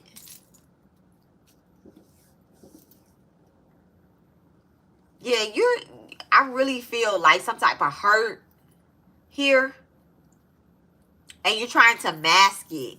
Like trying to mask it all, but it's like still feeling alone. So Divine Feminine, you can feel very, feel very alone and lost. You need to do some sacred chakra healing, solar plex healing as well too.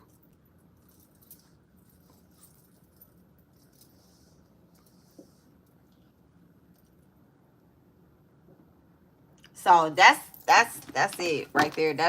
I don't really have that much to say for Divine Feminine, because I felt like I was already talking to the Divine Feminine in the first reading that I was giving y'all. That's why I end up doing Divine Feminine and Divine Masculine. So let me give y'all some angel cards. Can I have 3 angel cards for the Divine Feminine? Thank you so much. Can I have 3 angel cards? So first card out is 2112. It says, it's up to you. Someone is watching over you. Good fortune, unforeseen forces, and direction. Even if it seems like you are not making any meaningful progress, things are moving in the right direction. If you see this number, it is a sign that everything will work out in your favor and your dreams will come true. Yeah. Can I have another card, another angel number for Divine Feminine? Thank you so much. Another angel card.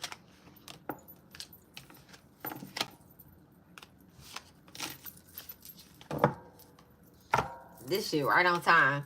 1011, it says take action, hope, beginnings, fresh start, lifestyle, purpose, and spiritual awakening.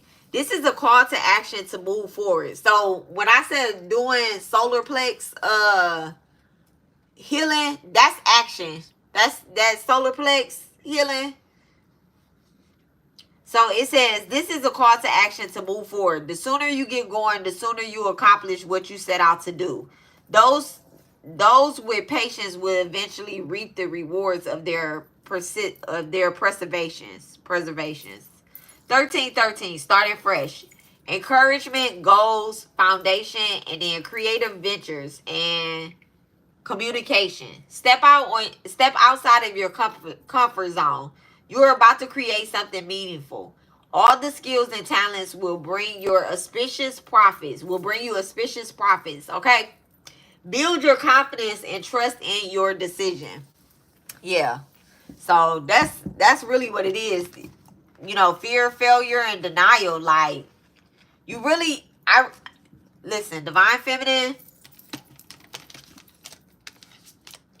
I feel like somebody right here with this Magician over the Moon card, somebody absolutely is coming into, like an awakening of some sort. But it's like you keep titter-tattering between the energy. Like you trying to decide, do I want to do this? Do I not want to do this? And I feel like it's over finances.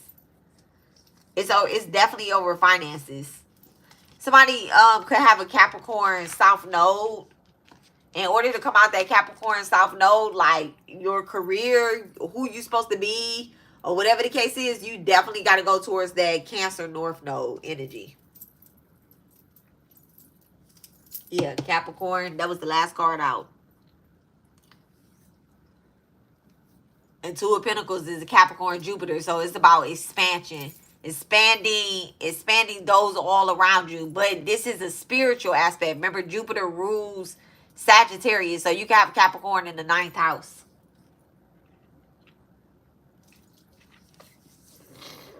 All right. So that's y'all's reading. That is y'all's reading. I am done. So this was a twin flame reading. Divine Feminine, Divine Masculine, all that other good stuff, right? This is a long ass talk. I hope y'all enjoyed yourself. I enjoy being here. I'm always long-winded, but I don't really care. I do what I want. It's my channel. I do what I'm led to do. So I hope y'all have a good new moon. And this new moon energy, this is a new moon in Cancer. Oh yeah, this is a new moon in Cancer. This is the perfect time, divine feminine and masculine, to really like new moon, new energy. Like, what you doing? New moon, new energy. Don't worry about like what people be talking about, like, you know, doing spell work, or like it's a spell to what I'm doing right here. This a damn spell. Ooh. So y'all get out there and manifest the life that you really want. Like, go out there and fucking get it. Speak that shit into existence. Like, fuck them hoes and niggas and bitches that want to keep us stuck and unawakened. Okay? And out of union. I know I'm about, well, I already been doing what I've been doing. So yeah. So this is y'all reading. This is y'all's talk. I love you guys, and I will talk to you guys later. Bye.